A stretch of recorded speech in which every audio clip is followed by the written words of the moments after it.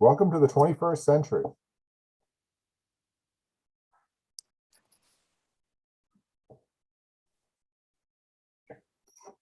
Ready to go, Patrick? Commodore, our broadcast is live. Yep. Good morning, good afternoon, aloha. We have to cover the spectrum today. First off, I'd like to remind everyone to keep their computers and phones muted unless you are speaking. I would like to call to order the meeting of the National Board of the United States Coast Guard Auxiliary.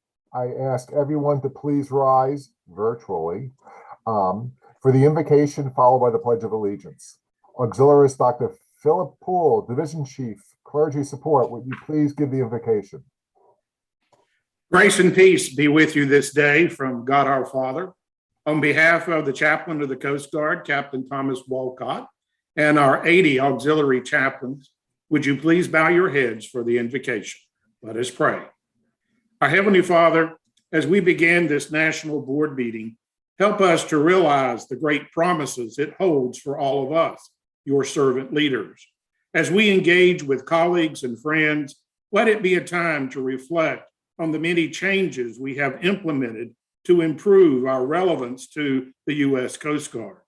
Let it also be a time that we look forward and rededicate ourselves to our core values and commitments in serving the Coast Guard this coming year. Father, during our time together, help us to renew ourselves in being the best auxiliarist that we can be, while always realizing that we must remain honest in all that we do. Father, help us to remain dependable, always focused on achieving that which we have set out to accomplish.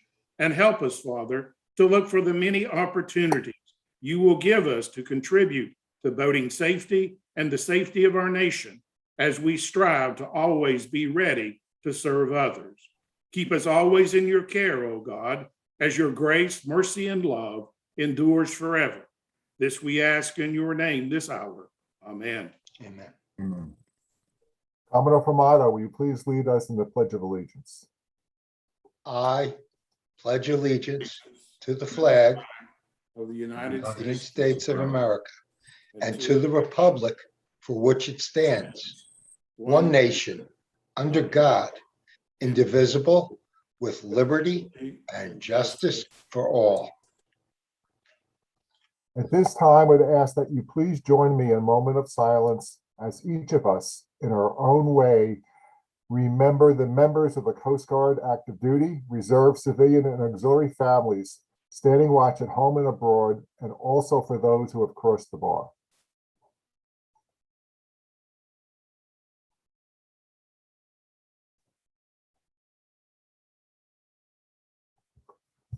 Thank you, Dr. Poole. Thank you, Gus. Terry, you're up.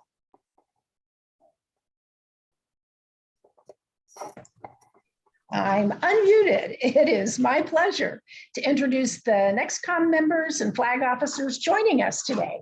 First, the National Commodore, Alex Malewski. Good morning. Vice National Commodore, Gus Formato. Good afternoon. Immediate Past National Commodore, Larry King. Good afternoon. Gary Barth, Deputy National Commodore, Atlantic Area East and Recreational Boating Safety. Good afternoon, everyone. Commodore Thomas Mullally, Deputy National Commodore, Atlantic Area West and Mission Support. Hi, whatever time zone you're in. Commodore Linda Merriman, Deputy National Commodore, Information Technology and Planning. Hello, everybody. Commodore Mary Kirkwood, Deputy National Commodore, Pacific Area and Operations. Hey, everybody. Captain Troy Glendy, Chief Director of the Auxiliary. Good morning or good afternoon, wherever you are. And our guest, United States Coast Guard Vice Commandant, Admiral Linda Fagan. Hey, welcome, everyone. I'm happy to be here. Yes, and Vin Pica, President of the Coast Guard Auxiliary Association.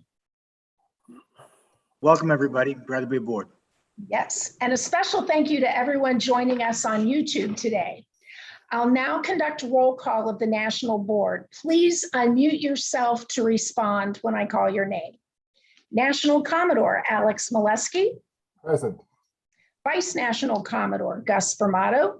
Present. Immediate Past National Commodore Larry King. Present.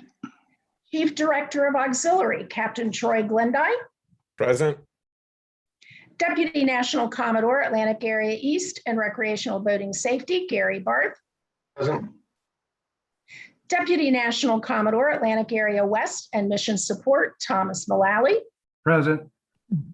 Deputy National Commodore, Pacific Area and Operations, Mary Kirkwood. Present. Deputy National Commodore, Information Technology and Planning, Linda Merriman. Present. District First Northern, Commodore Byron Moe is unable to attend. Representing him is his Chief of Staff, David McClure. Present, ma'am. District Commodore First Southern, Mark Stone. Morning, present. District Commodore Fifth Northern, Joe Giantasio. In attendance.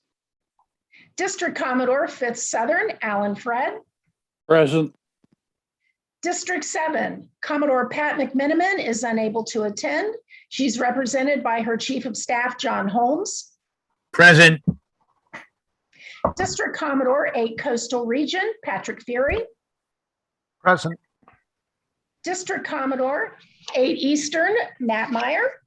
Present. District Commodore 8 Western Rivers, Jeff Geddes. Present. District Commodore 9 Central, Catherine Slaybaugh. Present. District Commodore 9 Eastern, Clark Godshaw. Present. District Commodore 9 Western, Harvey Randall. Present. District Commodore 11 Northern, Dean McFerrin. Present. District Commodore 11 Southern, Charles Geiger.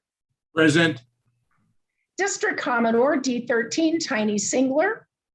Present.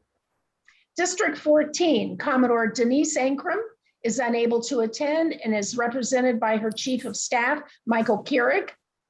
Present. District Commodore D17, Johnny Janik. Present. President, National Association of Commodores, Commodore John Tyson. Present. Thank you, Terry. Commodore Douglas Cream, will you attest to the presence of a quorum, please? I do. We do have a quorum. Welcome. Thank you, Mr. Cream, Commodore Cream. Welcome to our national board meeting for 2021. The theme of this meeting is ready, resourceful, and resilient. And we're certainly proving that every day. I hope you find the time here spent worthwhile. This is a very interesting meeting for us, and I truly hope this will be our last virtual meeting, but this is more than a virtual meeting. This is a demonstration. It's a demonstration of your skill, your dedication, and your devotion to duty. The fact that we've pulled this off 3 times now is amazing. Back last November, I was at the leadership conference and the Commandant asked me how COVID has changed the auxiliary. First thing I said is, well, sir, it's kicked our butt into the 21st century. And it certainly has, and we've done things that I still find amazing. And over the last year and a half, we've talked about a lot of negatives as the result of COVID, but I like to focus on the positives. You know, it proved our resiliency, it proved our adaptability and our dedication. It also proved our value to RBS. You know, we all hear the statistics, how, boating accidents went up over the last year and a half. A lot more boaters, a lot more new boaters on the water. What was missing? Well, we were missing for a large part of that time. RBS was missing. VEs were missing. Public education was missing, but now we're coming back and everything's looking better. We learned an entire new skill set. The fact that we could pull off these meetings seamlessly. For those of you that were here yesterday, OpCom was tremendous. It went off without a hitch. We've done that a few years ago? I don't think so. Virtual elections. Last year, we held over 1,000 elections seamlessly. There were a couple of contests, but everything worked out well. If we had talked about doing that 4 or 5 years ago, it was impossible. 1,300 new members plus during a shutdown. How do we do that? I'm amazed. What else did this COVID prove? It proved me wrong. I underestimated the auxiliary. When this first hit, I told Many people called me and said COVID was going to kill the auxiliary, and I never believed that for a second. I really didn't, but I thought we would take a hit, but I underestimated you. Not only did we not take a hit, we thrived. We did better. And that's a confession, and I know lawyers aren't supposed to do that. Commodore Cream looks very nervous when I say confession, but I think it's important. But we also proved the value of fellowship. We know that the really good things at these events, at NACON and N-Train, take place in the hallway, take places at the meals, the receptions, that we missed. I think the last auxiliary event I went to before COVID hit was in D1. It was the D1 D train. And I know D1 North is thinking about doing away with their in-person D trains. And personally, I think that's a mistake. And at the end of the event, I was going up the elevator with a gentleman, and I mentioned how well the event went and how I hope we continue this in the future. And he looked at me and he goes, I worked for Sears for 40 years. The beginning of the end is when we stopped having them in-person national meetings. And that's the last thing that we want to do. I tell you, I can't wait to see everybody in person in January, to get more stuff done. Plus, bottom line, I miss you. Can't wait to see you. Today we have a full agenda, so I'll wrap this up. We have the normal things that we have to do at these types of meetings, the approval of the minutes, things of that nature, new business, old business. But the best part of the meetings are really two things. Number one, we get to hear from Admiral Fagan. We get to hear from Captain Glendy, our new chief director, and we get to recognize our fellow auxiliaries. We get to give out a bunch of awards. So I'm looking for that. So let me wrap this up here and we'll introduce the staff. Terry? Well, actually, I want to introduce the staff that makes this possible. And there's three people that are really key to this event. Chris Harshfield and Patrick Brown are the people that permit us to see each other. They're the IT people. They're the people that makes this possible to have these Zoom meetings go so smoothly. They're the ones that get this to happen on YouTube. Without them, we wouldn't get this done. So Chris, Patrick, I can't thank you enough. And then of course, there's my executive assistant, Terry Barth. Without her, I honestly don't know that we would be here. Terry is just amazing. She coordinates with active duty. She coordinates with Chris and Patrick.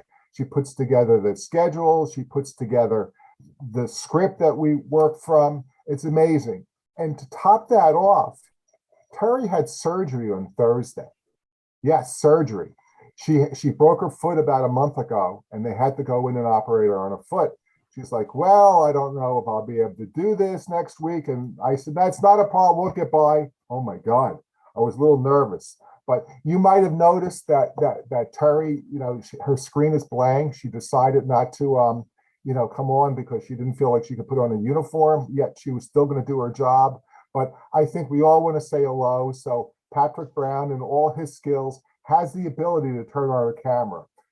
Patrick, can you turn on Carrie's camera, please? Oh, Doesn't she look great? That is pretty good. Yes. Harry, you're up. Okay. Thank you very much. So Admiral Carl L. Schultz, Commandant of the United States Coast Guard, sadly regrets that he's unable to join us today, but he did want to address the membership. So he did the following video for us.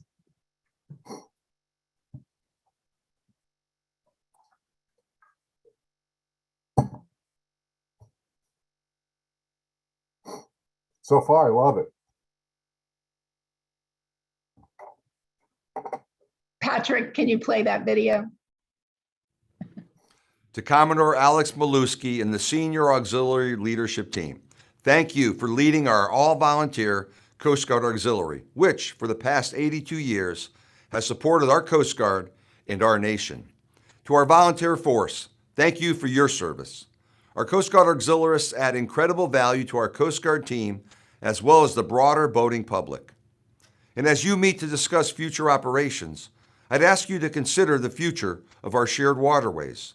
As you all know, ports around the country are making major investments to include dredging and widening channels to accommodate larger ships that are carrying more volume, building new terminals for additional capacity, and upgrading those terminals to accommodate LNG bunkering. Increased shipping within our shared waterways includes outbound vessels that are carrying materials to develop offshore energy or electricity, as the Atlantic coast faces huge growth in the offshore wind industry over the next several years.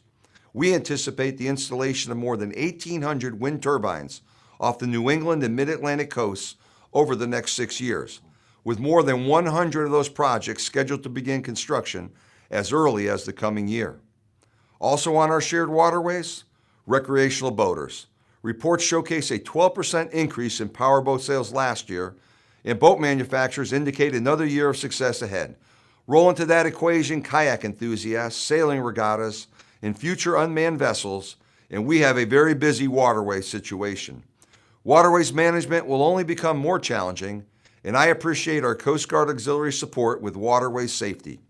As you meet today, I encourage you to brainstorm how the service can capitalize on the tremendous breadth and skill sets our auxiliarists offer, so that we may best prepare for future challenges like these. Over the past few years, we've expanded the scope of auxiliary units to leverage these skill sets. You've heard about the Research and Development Center Auxiliary Unit, as well as the Auxiliary Chaplain Corps. These initiatives are just two great examples of how we've leveraged auxiliarist talent to better support our organizational needs.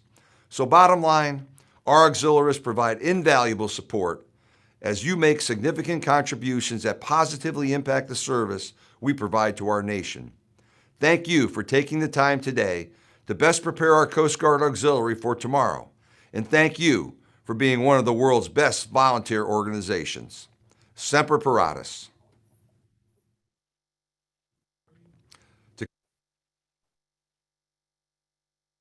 It is now my sincere honor to introduce the Vice Commandant of the United States Coast Guard, Admiral Linda Fagan.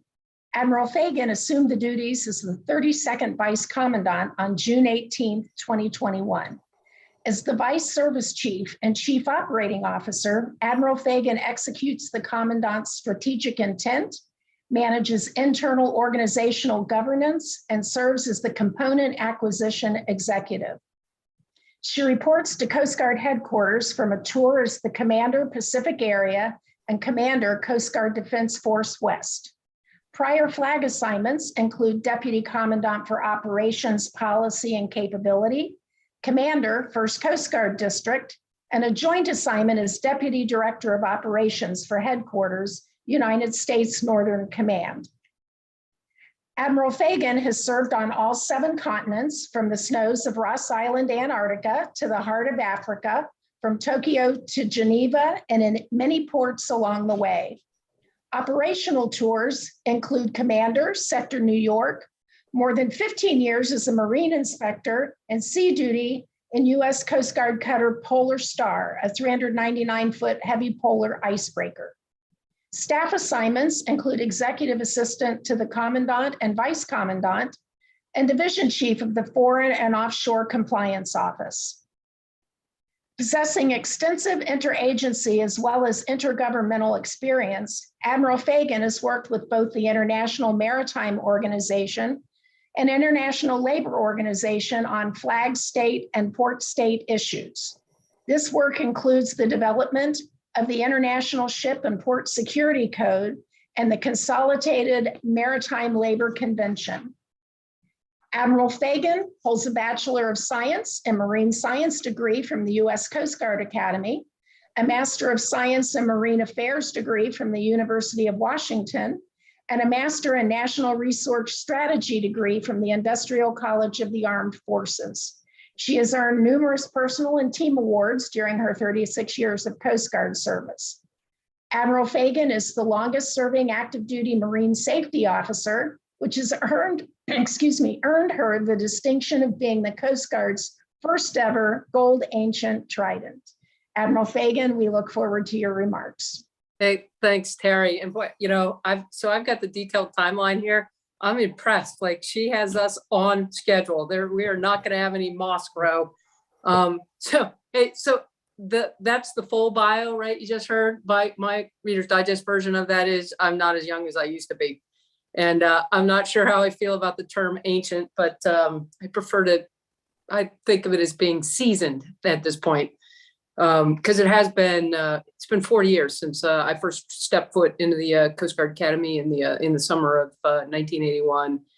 And, I've been recently just doing a lot of reflecting on, my 40 years of service, where the Coast Guard was, where we are, where the auxiliary was. I've told the story to Alex, as a young cadet walking around at the academy. I'm like, who are all of these people wearing silver? I mean, I was just really confused by it as a young 19 and 20-year-old.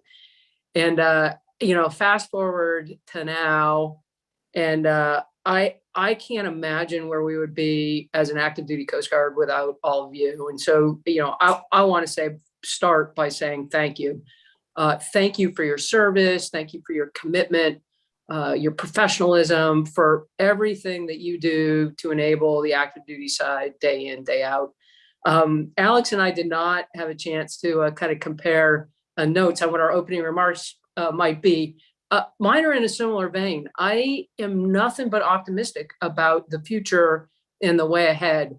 As difficult as COVID has been for all of us in all kinds of ways, I believe there's nothing but opportunity in front of us. It has made us better. It's made us more resilient. It's allowed us to demonstrate, like Alex was talking about the elections, right? There are ways to use technology that actually generate greater access and greater contribution than if we were trying to do everything in person. But I wholeheartedly agree, we can't lose the in-person touch, right? This is a people business. We're social creatures. We need to find opportunities to come together. And, I'm optimistic as well that that opportunity will be there for all of you in the very near future, right? I believe in the vaccine. The vaccine matters. And this is our way forward now, as a nation and as a Coast Guard. So yeah, again, thank you. So here I'm going to start with a story. This happened on Tuesday. So the Coast Guard cutter Healy, home ported in Seattle, is in the process of circumnavigating North America. She left Seattle, did a bunch of science up in the Bear Ring. We had embarked Canadians, the Danes, a bunch of scientists. Then through the Northwest Passage, a number of interactions with the Canadians, communications exercises, passing exercises. She was supposed to go into Nuuk, Greenland, but the member on board was COVID positive, so that port call was canceled. Then went into Halifax, Boston, and she's been in Baltimore all week. And so Tuesday night, I went out there with my counterpart in the Marine Corps, the assistant Commodore on the Marine Corps, and my counterpart with the National Guard Bureau. So we have a great tour of the ship. It's time for dinner. We go sit down in the cabin, and who comes out but Patrick Walcott and Joe Woodbury, two auxiliaries, two aux chefs. They've been on board like 130 days. We had this incredible meal. They're having a fantastic time. The crew loves them. And it just speaks to me, right, about the opportunity, the volunteer opportunity, and how far we've come. It wasn't that long ago. We didn't have an aux chef program, and we wouldn't even considered having folks that might volunteer for a 150-day deployment on an icebreaker. It was really cool to see them. Also early this week, the department has been looking for translators to help with Operation Ally Welcome and some of the onward resettlement challenges in the 8 locations around the country. And specifically, they're looking for Farsi and Dari translators. And so I said, hey, maybe somebody in the auxiliary might have that skill. There are 3 auxiliaries that speak either Farsi or Dari. Now, we've not deployed them yet, but we have offered those names over to the department. And again, it never ceases to amaze me the skill and diversity that all of you collectively represent and willingly bring forward to the organization. So let me brag on you guys a little bit more. This is so Air Station Barbers Point. daughter had reported her mother was overdue on a paddle board. And so the air station does a first light search, and included was auxiliary pilot Robert Imami and his air crew, Eduardo Vitorino. They launched at 5:30 using a certified aux aircraft. At 7:10, Eduardo spots the paddleboarder, marks the location, vectors in the Miami County Fire and Public Safety helicopter, who hoists the victim to safety. Still with us today as a result of their quick action and ability to fully integrate into our search and rescue services. That's just one of hundreds over the 82-year history of the auxiliary.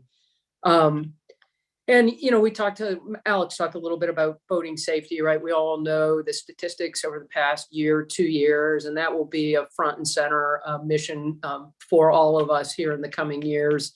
As we work to educate and improve safety and ensure that the number of fatalities that are occurring begin to drop. We don't want to see anybody hurt or lose their life on the water. But you are all in that mission space. You were pre-COVID. You're there now, and you're going to be there in even a bigger way as we move forward. And I really appreciate that. So whether it's some of your public affairs teams, the PATON verifications, we talked about boating safety. Just I could go on and on about all that you each have done over the past couple of years, and I'm really looking forward to seeing what we can do collectively as we move forward.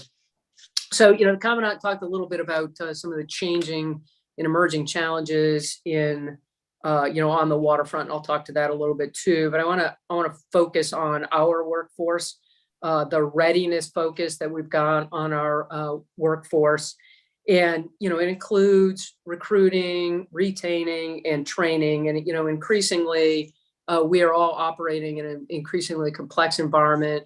With sort of increasing technical sophistication, both on the vessels and capabilities we're deploying, and then in the greater maritime sector, and that's just going to require a really deliberate and focused attention on, particularly on the training aspect of it, to make sure that the workforce, in fact, has the skills needed to safely conduct the missions that we're asking of them. And we are an employer of choice, but if we take our eye off that ball, we won't be an employer of choice. And so we need to continue to focus on bringing America's best and brightest into the service. I had an opportunity to be at Cape May about, it was maybe a month and a half ago now. I am always blown away at that young talent that we're bringing into Cape May and into our enlisted workforce. I would put them up against any of the other military services. They're bright, they're motivated, they're excited, and they're out now, leading and moving this Coast Guard up forward. Because, it's not lost on me every day as I'm, dealing with acquisitions and budget and all that. These are decisions that are their Coast Guard, right? We're building tomorrow's Coast Guard today. And I take it really, I take nothing for granted that, hey, I need to be making sure they have the best tools, they have the best policy, they've got the best opportunities, so that when they're the senior leaders, they don't look back and go, wow, they didn't get done what we needed them to. And you guys are absolutely a part of that. So the Commandant talked about just some of the emerging threats in the waterways, whether offshore wind, lots and lots of activity around offshore wind, unmanned and manned space launches, right? So SpaceX has been driving a lot of business and work for us, and as they do those recoveries in the coastal zone, keeping the transportation system running and resilience, and whether it's aids to navigation, or particularly the work that we do on the inland rivers, which are often overlooked, but it's absolutely critical. On the Mississippi, the work that our inland river tenders do to keep commerce flowing, absolutely critical to our well-being as a nation and lifestyle, and that those missions will continue, and we're investing in them. You've seen the commercial ships, the container ships have definitely gotten bigger. You can't turn the news on and see that we've got a commercial supply system that has basically no resiliency in it, right? The system is completely congested and stalled. There's some great time lapses on, I think New York Times is doing some really great time lapses. And they have one that shows the difference between vessels calling on the port of LALB now and just 2 years previous. And it's striking how how congested that port is, and that has onward impacts for all of us. The other thing in the news right now is there's a container vessel on fire in Canadian waters. It's a ZIM vessel. There's 10 containers carrying, I think, mining chemicals on fire. They've lost a number of containers overboard. We're obviously consulting heavily with the Canadians to help help them with their response to that ongoing maritime casualty. But it just speaks to the system works great until it doesn't, and then it becomes an all hands evolution. The oil spill off of California, obviously a challenge there for us. All things considered, the spill and the cleanup went really, really well, and that's not always predetermined, particularly in California, just with environmental sensitivities and otherwise. But you've seen open source that appears there was at least one ship drag event several months earlier. We're still working to understand what and how that might have contributed to the more recent spill. So channels are being dredged, widened. There's all kinds of infrastructure investment going on around the country, and it just reflects the criticality of that maritime transportation system to our way of work.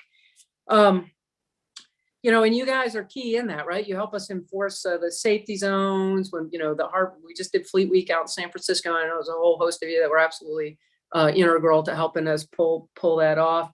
And I know you're going to spend some time just sort of looking into the future. And Alex has heard me say this: we are only limited by our own imagination when we think about what and how the auxiliary is contributing and might be able to contribute in the future. And so I'd encourage you to think big and embrace the change that it's not just coming, it's here now. Sometimes you'll hear people bemoan change, right?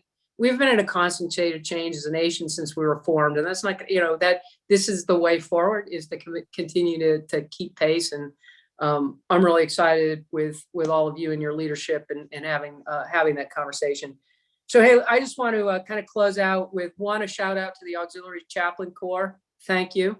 We're at 75. I told Chaplain Walcott, hey, you can't retire next year, because he's promised me 100. He says, we're going to get to 100. I'm like, all right, well, I'm going to hold you to that. We're not going to let you retire next spring. So help him out, because I know he wants to retire. 45 auxiliary health services professionals, absolutely critical, right? We, along with many others in the country, struggle with access to healthcare, providing healthcare to our workforce. It's absolutely critical to that readiness equation.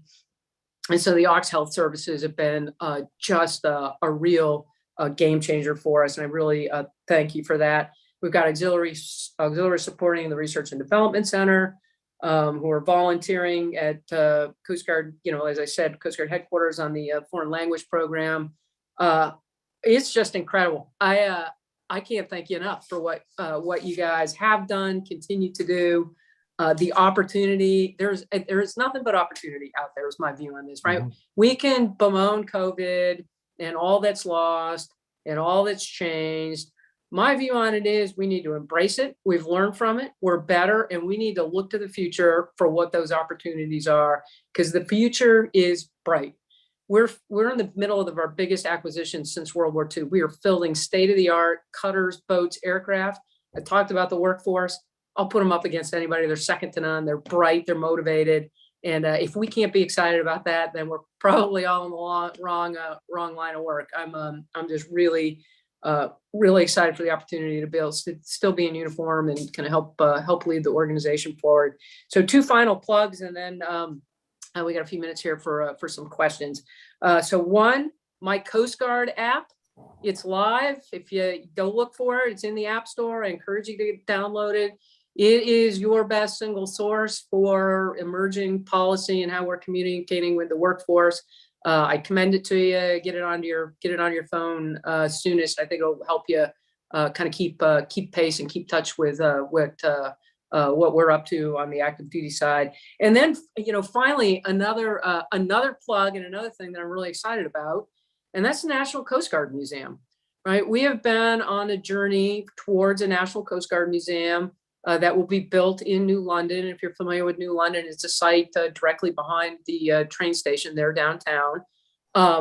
We're in a really good place with our National Coast Guard Museum, and we've got an open house with the team here at headquarters tomorrow. I'm meeting with the head of the board of the foundation for dinner tomorrow night. We've got artist renderings of what the displays will look like, some of the content, the building. And I have not gone to look for the website, but they've told me that the website went live last week. So National Coast Guard Museum, I encourage you to start following it and get inside. It's going to be this is how we're going to preserve our heritage collectively, right? Our Coast Guard heritage, and that story will be told at the Coast Guard Museum. And I am really excited about it. You know, for example, right, we've just found the Coast Guard cutter Bear right up in Canadian waters. Rory Mike Healy was a previous CO on there. The museum will help us preserve that and tell that story. So I'm pretty excited. All right, let me stop. And I know there were a couple of sort of advanced questions. I don't know, Alex or Terry, how we want to, if we want to have people raise their hands. I'm happy to go anywhere anybody wants to. Terry, have we provided them the questions yet, once we got ahead of time? Yeah, I've got a sheet here with a bunch of questions on active duty support, vaccinations. I feel like I've touched on some of these. I don't know how is it, so folks. I can either run through these, or if people have got questions, they can maybe raise their hand based on what what I've just kind of gone through. And then one of the things that I didn't touch on, and it is a question that was asked in advance, and that's an update on the Polar Security Cutter. So we're funded right now for long lead time on a second Polar Security Cutter. That contract was let to Halter Marine down in Mississippi. The yard is busy making the investments that need to be made to actually physically be able to build the ship. They are not experiencing any materials delay. In other words, plenty of steel in the US right now. What delay may come at us as a result of some of the supply chain disruptions, I don't know, but we're not experiencing any right now. This is an incredibly complicated ship. So by comparison, the Offshore Patrol Cutter, which is being built at Eastern Panhandle of Florida, and Argus, which is OPC-1, she is fully erected and on the way. It'll go in the water sometime next spring. But it was 17 units that came together to form Argus. The Polar Security Cutter, by contrast, will be 85. So it just speaks to the thickness of the steel, the closeness of the scantlings. It's just going to be a very, very dense, heavy ship, and that will bring with it its own challenge for building. But I had time with Senator Murkowski on Friday on Healy, and I know she and Senator Sullivan are really excited to see that capability come into the Coast Guard fleet, and excited for us to begin operating it up in the Alaskan. Because we're an Arctic nation, right? That primarily it's Alaska, but we are an Arctic nation, and ensuring our sovereignty with that Polar Security Cutter is going to be pretty important. I think, Alan, if you could go through the remaining questions. Usually it's always tough to get these in these virtual events. All right, let me touch on one of the questions was impacts, do you believe, with the new administration? And then there's another question here on migrant interdiction, and let me kind of bundle those and just we've all seen the new administrations, right? Their priorities in sort of no particular order: COVID, climate, racial equality, immigration, border security, cyber, among others. And so on the border and the immigration conversation, obviously the Department of Homeland Security is front and center in that breach. And if you're following what's going on at the border, we saw the El Rio, the 13,000 Haitian migrants under the highway overpass in Haiti. One of the things that's important, and as you read the articles that are out in the press, there are two populations of Haitians right now, and it's worth differentiating. So the Haitian migrants that we encounter at sea as a Coast Guard have just left Haiti. They leave, they make a very dangerous journey that the Haitians have lost their lives in this past year attempting that journey. And then when we pick them up, we immediately repatriate them to Haiti. They spend 5 or maybe 7 days out of the country in that attempt on that journey. The Haitians that are being encountered that were in Texas or being encountered on the southwest border, many of them have been out of the country 10 or 11 years. They left Haiti after the first earthquake 10, 11, 12 years ago for opportunity in Brazil, primarily to build Olympic infrastructure. And now that, their welcome in Brazil has changed. Work visas are drying up. They're not seeing the opportunity. And that's what's now kind of drawing or, pushing folks into the overland journey that we see folks on. The number estimates for who, whether it's Haitians or other South and Central Americans, are moving across the land border towards the U.S. They vary dramatically. I'm not even going to venture a guess. It's because the numbers are big. The land border capacity right now is pretty saturated, would be my observation. We are watching it closely. It's not bled over into the maritime side where we're kind of in the breach. But for the department, this is it is consuming a lot of time, attention, and bandwidth, and appropriately so. It's really it's not a Department of Homeland Security issue completely. This is really a national conversation that needs to go on. The segue into the Operation Allies Welcome. We had about 65,000 folks that were evacuated out of Kabul as Afghanistan fell. And, DHS has got, they're the lead federal agency. DOD is running the 8 locations where folks are being housed and cared for. But then the Department of State owns and NGOs own all of the onward settlement. And that piece of it, I worry about just the capacity and speed that they're going to be able to onward resettle people. In a way that's just responsive to the humanitarian need that's out there. So that is consuming a lot of bandwidth at the department and in the administration. So it's a little bit of a segue here, right? One of the questions is greatest challenge. So the good news is we've never had more acquisition going on as an organization than we do now. The bad news is we've never had more acquisition going on.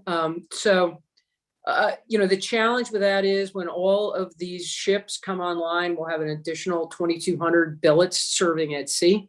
There's a workforce piece of that's in the wheelhouse now, because you don't snap your fingers and have an E6 or an E7 that's capable of going to sea and servicing the engines on a polar security cutter. You don't snap your finger and have an 06 with the ice and underway skill and experience. And so we're making some of those investments now, anticipating. So that is a challenge, just making sure we're accelerating the workforce to, have the skills and the capability that'll be needed for the new assets. The thing that I spend a lot of time on and probably worries me the most, and it's the shoreside infrastructure. Every Coast Guard operation, every one of them, whether it's a big cutter or aircraft or boat or a marine inspector going out to inspection, it all starts and stops at a shoreside facility. So we've got new investments that we need to make for some of the new cutters. We're in a big way in Seattle. We've announced that the polar security cutters will go there, and there's work that needs to be done in that notch to have enough room and depth to get all those cutters in. We're investing in Charleston. We're investing in Pensacola. There's new investment that needs to come with these new ships primarily. Yet we've still got old infrastructure that needs attention, and accelerating into something that's a little more coherent, so that we've got people coming to work and they can turn the lights on, the roof's not leaking, there's not black mold. These are some kind of basic self-actualizing things that we need to take care of in locations around the country. But I'm confident we're getting. We have never been more relevant as a Coast Guard, as an international Coast Guard. We've never had more support and interest than we're getting right now. National Security Council, high levels of the administration, We've got an incredibly supportive secretary and, leadership over at DHS. All of that is good news, right? That's just that budget's always tough, but we're in we are in a really great position of strength to articulate, hey, this is how the Coast Guard needs to be resourced for success moving into the future. And again, I'm nothing but optimistic about what's coming at us in the coming years. Let me stop there. I think we're at the time. I don't want to get in trouble with Terry because we are clearly on a tight timeline. So let me stop and see, Alex, do you have any last question or anything that I didn't cover that comes to mind? Admiral, I think you covered it very well. It's great to hear from you. You really covered the entire spectrum. No further questions at this point. I haven't said that in a long time, but thank you again. The next part of our meeting is actually one of my favorite parts. It's the awards. Now, normally, there's no such thing as normal anymore. We know that all too well. Normal is what we're doing today. But in the past, we would present awards at NACON and train, and we haven't had that since 2019. So today we're going to present awards. But I want everybody to know that a lot of these awards will also be presented in person in January in St. Louis at N-Train. But we're doing this today because we've waited long enough. And one of the many things that we've learned during COVID is don't wait, do it now. So we're going to present a number of awards today. And we're also going to do something a little differently also. Normally, or in the past, when we present awards, we read the citations. We did a dry run of the presentation this past week, and we read through all the citations. It took over an hour, now hour and a half. And I know how much everybody here loves these Zoom meetings. And I know how much everybody loves to hear people read citations. But we're not going to do that. We're just going to announce the names. But we also know that people like to know what people are being recognized for. So we're establishing a web page on the national website, and it will be a compendium of all these citations. So it's not up yet, but it will be soon. So you have the opportunity to go to this site and read the citations and to see what these folks are being recognized for. Finally, there's the two highest awards that we give out today are the Auxiliary Distinguished Service Medal. Those we're going to read, a blurb from the citation, summarize those. So without much further ado, I go back to Terry to see, I have to catch her now. One of the other things we were concerned about, she goes, if I'm in a lot of pain and those pain meds kick in, we might have to switch to Gary. But so far, I think she's holding up pretty well. How about you, Terry? Still doing well? I'm doing well, thank you. And it is definitely my pleasure to introduce the Chief Director of the Coast Guard Auxiliary, Captain Troy Glendy. He's going to be recognizing several of the award recipients. Now, so a more formal introduction of Captain Glendy will be given when he addresses the membership a little bit later in the agenda. So Captain Glendy, it's all yours. Well, thank you, Terry. First off, I'm honored to be given the opportunity to recognize some of our dedicated members for their exemplary service between November 2018 and October 2020. Everyone, please stay muted and hold your applause until the end. The first award recipients will be receiving the Auxiliary Distinguished Service Medal. This award is given for exceptional performance of duty which benefits the auxiliary as a whole.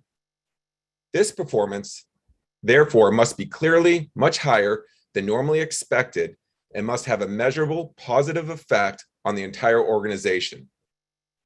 The first recipient of this prestigious award is immediate past National Commodore Larry King. Commodore King's strategic vision and emphasis on mission, leadership, and excellence inspired the auxiliary to deliver superb support to the Coast Guard and nation despite extraordinary challenges. A consummate crisis response manager, his ardent advocacy to authorize mission activity paved the way for auxiliarists to provide over 212,000 hours of Coast Guard support, along with boundless compassionate help to Coast Guard families during the 35-day federal government shutdown in January 2019. Despite that challenge and the unprecedented impacts of the COVID pandemic in 2020, his inspirational leadership directly resulted in the Auxiliaries' delivery of more than 4.8 million hours of operational and administrative support to the Coast Guard missions. Commodore Susan A. Davies is the second recipient. As the Assistant National Commodore for Information Technology, she oversaw day-to-day management of the Auxiliaries' National IT Directorates and was in charge of providing dependable, high-quality IT service to the Auxiliaries' 23,000 members, the Coast Guard, and the public. Commensurate with this daunting responsibility, she was the auxiliary lead for the Coast Guard's 11.4 million multi-year aux data modernization project.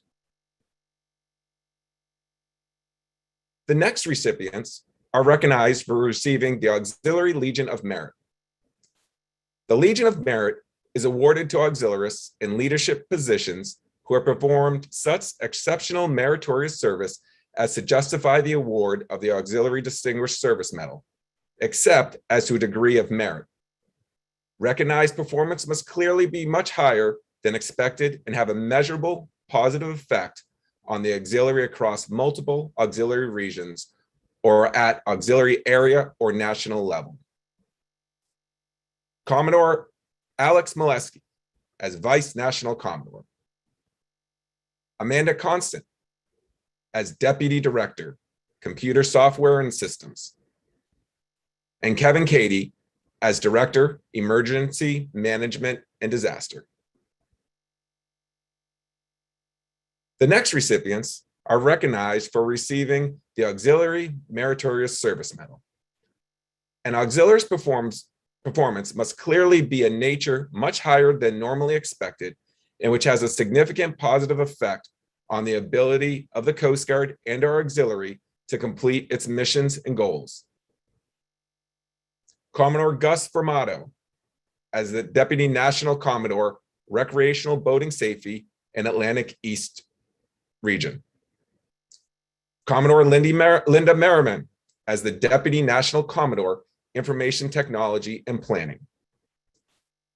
Commodore Wally Smith as Deputy National Commodore, Response and Prevention and Pacific Area. Commodore Randy Ventris as Deputy National Commodore, Mission Support and Atlantic Area West. Commodore Doug Crean as Assistant National Commodore, Chief Counsel. Commodore Peter Jensen as Assistant National Commodore, ForceCom. Commodore Robert Lauer as Director, Public Education. Commodore David Porter as Assistant National Commodore, Diversity. Rick Saunders as Director, Response. Commodore Fred Gates served as an Assistant National Commodore, Planning and Performance from November 2019 to October 2020 in response to a sudden and unexpected vacancy in that office. Commodore Bob Schaefer as Assistant National Commodore, Recreational Boating. Commodore Don Zinner as Assistant National Commodore, Response and Prevention. Bruce Kelton as Deputy Chief Counsel. Kevin Redden as Deputy Director, Performance Management from November 2018 to October 2019, and Director from October 2019 to October 2020. Bruce Johnson as Division Chief, Youth Programs. And Terry Barth as Executive Assistant to the National Commodore. I'm now pleased to recognize the 2019 and 2020 Auxiliarist of the Year Award. The Auxiliarist of the Year Award recognizes the most exemplary performance by an eligible auxiliarist during the calendar year. Only those auxiliarists who consistently demonstrate sustained and exceptional standards of proficiency, conduct, uniform appearance, initiative, and performance of duty that achieved results which reflected the highest quality of teamwork and customer service are considered for this nomination.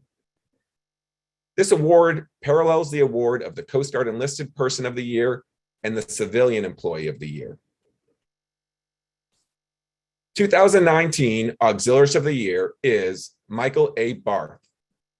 Mr. Barth is cited for outstanding achievement while serving as a member of 1st District Southern Region Flotilla 5-11 from January to December 2019. He coordinated many events attended by thousands of people, which yielded dozens of Coast Guard recruiting leads and highlighted Coast Guard diversity and history. Now, contrary to popular belief, Michael Barth has no relation to Gary or Terry Barth. All right, Auxiliarist of the Year 2020, Patrick Brown. Mr. Brown is cited for outstanding achievement while serving as a member of the 8th District Eastern Region. At the COVID-19 pandemic's outset, he immediately stepped forward as National Branch Chief for Media Video to provide safe and secure remote conduct of all auxiliary national, district, division, and flotilla elections. Our next award is the Flotilla of the Year for 2020. The Flotilla of the Year award recognizes a flotilla which documented significant accomplishments in multiple areas such as recruitment, retention, recreational boating safety, public education, vessel examinations, program visitations, paddlecraft outreach, member training, operations, public affairs, active duty support, etc. Congratulations to District 7 Flotilla 59, Stewart, Florida, Flotilla Commander Don Mueller. The next award recipient received the 2019 and 2020 Greenough Award. The Greenough Award recognized the most exemplary performance by a flotilla commander who demonstrates sustained exceptional standards of proficiency and conduct and whose appearance and bearing was consistently impeccable. Congratulations to 2019 winner, Flotilla Commander James Bell, 9 West Region, Flotilla 35-09, and 2020 recipient, Flotilla Commander Alexander Rico, District 1 South Region, Flotilla 5-11. The next will be the Association for Rescue at Sea Award 2019. This prestigious award is presented annually to a deserving Coast Guard auxiliarist for an act involving life-saving from inland or coastal waters where heroic action of an auxiliarist was uniquely distinguished. The 2019 AFRES award goes to District 7 Flotilla 44 auxiliarists, Gloria Wyatt and Stephen Wyatt. While participating in a recreational boating outing on their private vessel, Pump Dog 2, auxiliarists Stephen and Gloria Wyatt observed a 40-foot vessel on fire and rescued 4 persons in the water just before a propane tank on the burning vessel exploded. I'm now pleased to recognize Mr. Randall McCormick for the District 11 Northern Region for receiving the 2020 Diversity Award. The Diversity Award recognizes exemplary performance by an auxiliarist in the field of diversity. They must demonstrate exceptional standards of conduct, inspirational leadership, commitment to superior service, and consistent support of the auxiliaries' diversity goals and the Coast Guard diversity policy statement. They must also exemplify the Coast Guard's core values and infuse the value of diversity and inclusion through auxiliary organization and activities.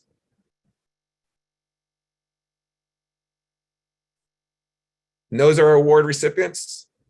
Back over to you, Alex.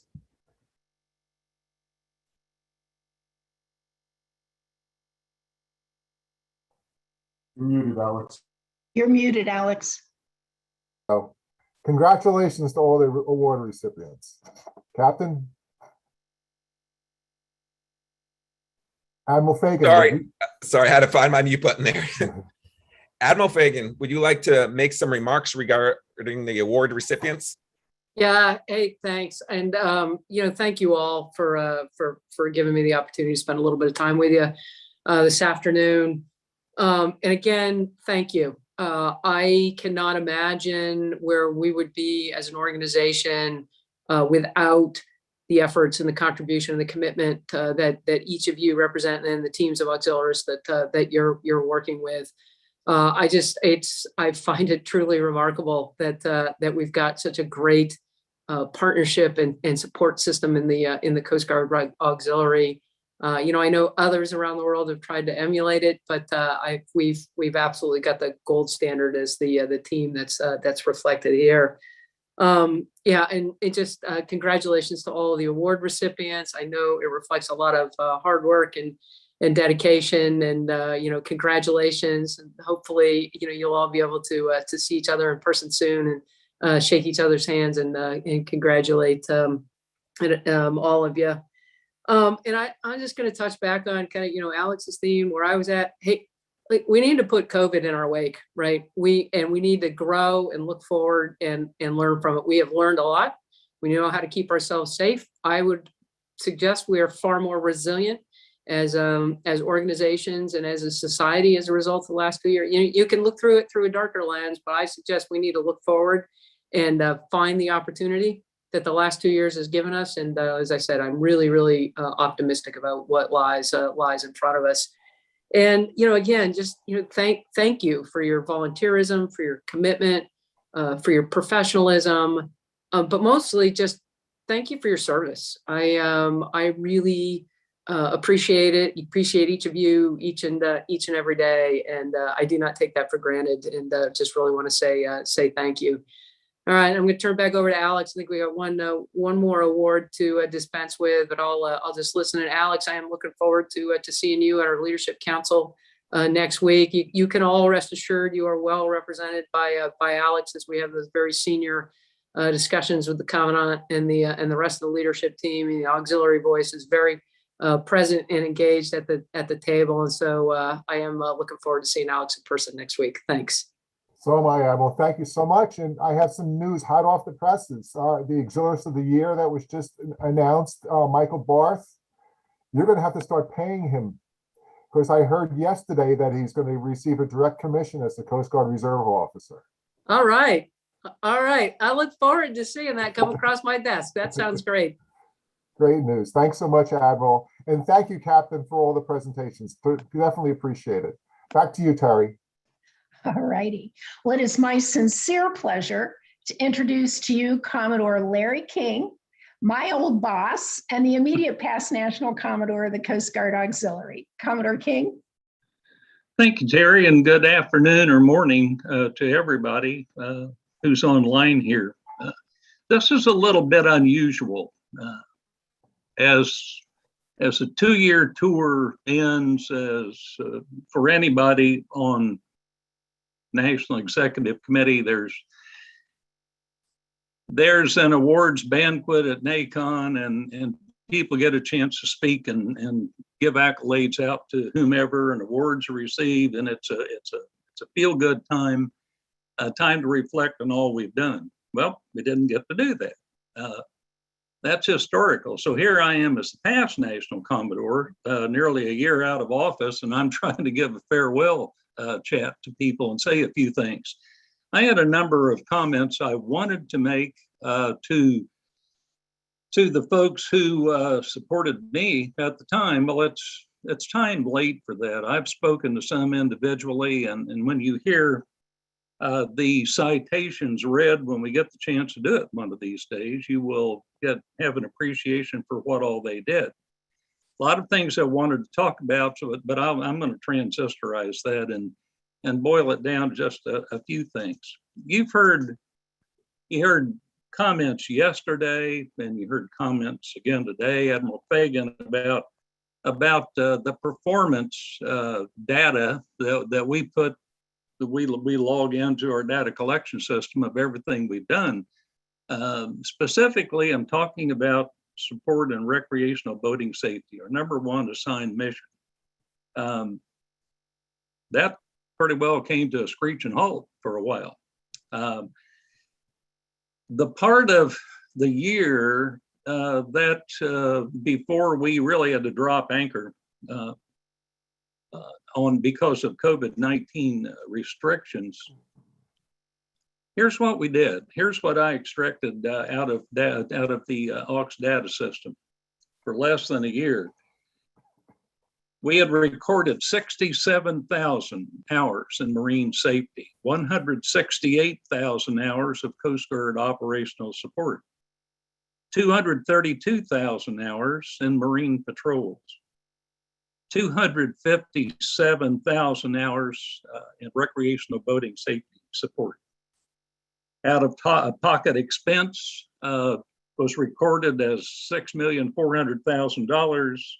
Monetary value of that labor to the Coast Guard was over $232 million up at that point in that 1 year, a portion of a year. So are we relevant? Yes. That was one of my watchwords to maintain our relevance, see what we're doing, to kind of tub thump about to the whole world of what we're doing and to our own people, because I was concerned about recruiting and retention, as we all were. Now, I got very concerned when we really had to stop a lot of our outreach effort. Last calendar year is a good example. You know, everybody has alluded to the fact that that a lot of numbers went up.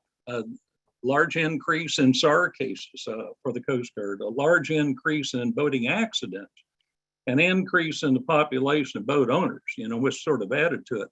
There was a 25% increase in boating fatalities over the previous year.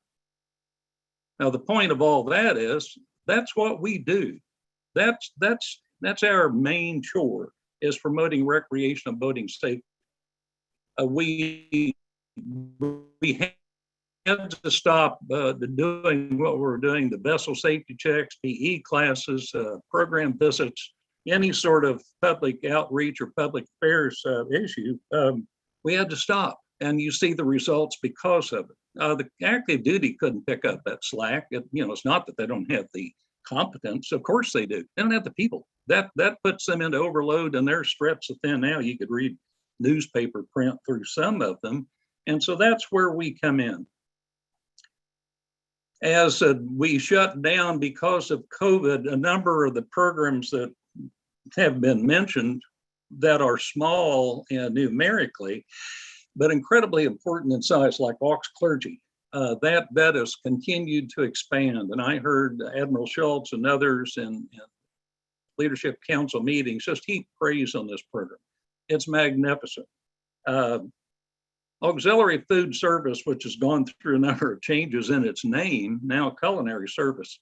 A cook's a cook, and some are better than others, some are chefs, but the end result of all this program business that we have for food service is being able to help Coast Guard once again.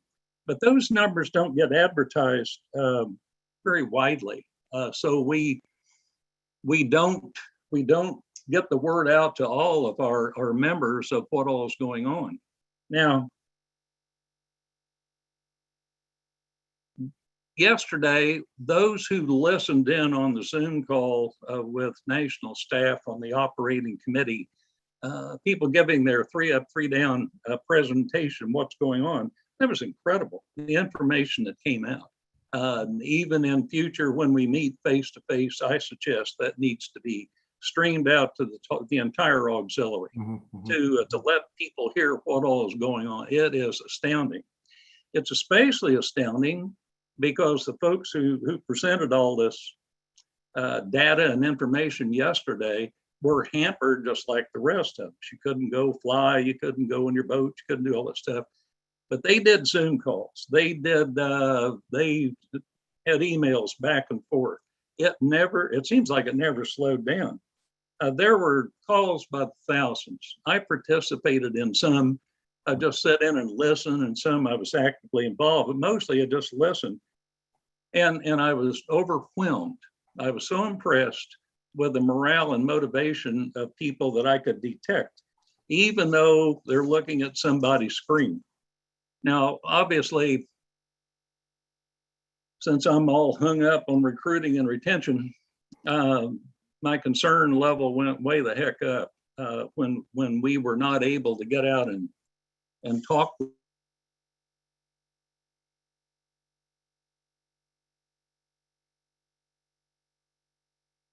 I love technology.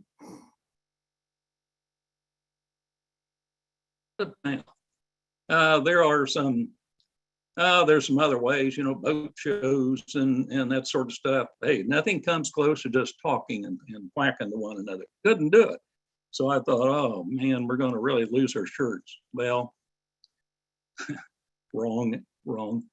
The last year that I was National Commodore, during which time we were shut down, we recruited, as Alex had mentioned, 1,302 new people. And that's magic. How do you do that? Well, we've got some slick nickels out there who were able to talk with people somehow to get the word out, to convince them to come join an organization that's not doing anything right now. Oh, and by the way, you have to pay money to join this organization and buy some uniforms. 1,302. That's one of two things, either sheer magic or it's people who are very sincere in their message and their approach and what they're all about. And so I'm exceptionally pleased over that, hear about that number. So there's some HR folks out there who I hope were recognized for what they did, not just all human resources people, others who did recruiting, but I sincerely hope that they were recognized officially with some sort of an award. Let's talk awards a minute.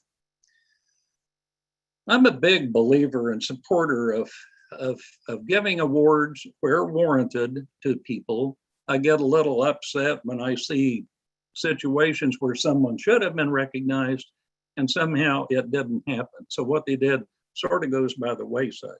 So what's the purpose of an award? Well, we know it's recognition for a job well done to further our mission capability and our value to the Coast Guard and our own relevance that we can advertise to people.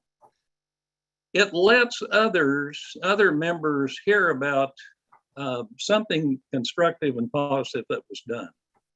It feeds information into others. It kind of helps them with their motivation level. Say, man, I didn't know that was going on. That's cool. That is really great. I like that idea. I'm here to tell you, everybody who is on NextCom who listens to the 3 Up, 3 Down presentations learns something every time. You say, I honestly did not know that was going on. Some of the innovative stuff that popped up, the virtual vessel safety check approach that we were doing, not the same as in person. Hey, it's something, it's a good idea. And it seemed to really have merit and it worked. Some of the online classes people could attend. The number one on my list is Aux 10 to help train future IS officers. That's a difficult quota to get. People can't take time off from work and travel, and it's expensive to get there and all that stuff. Do it online and help train. So there was some excellent thinking going on.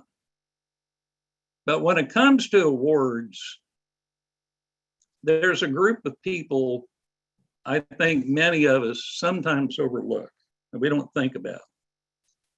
And that's spouses and partners and families and people who support us. I mean, here we are this weekend on 2 Zoom calls, taking time away from something that could be done with the family.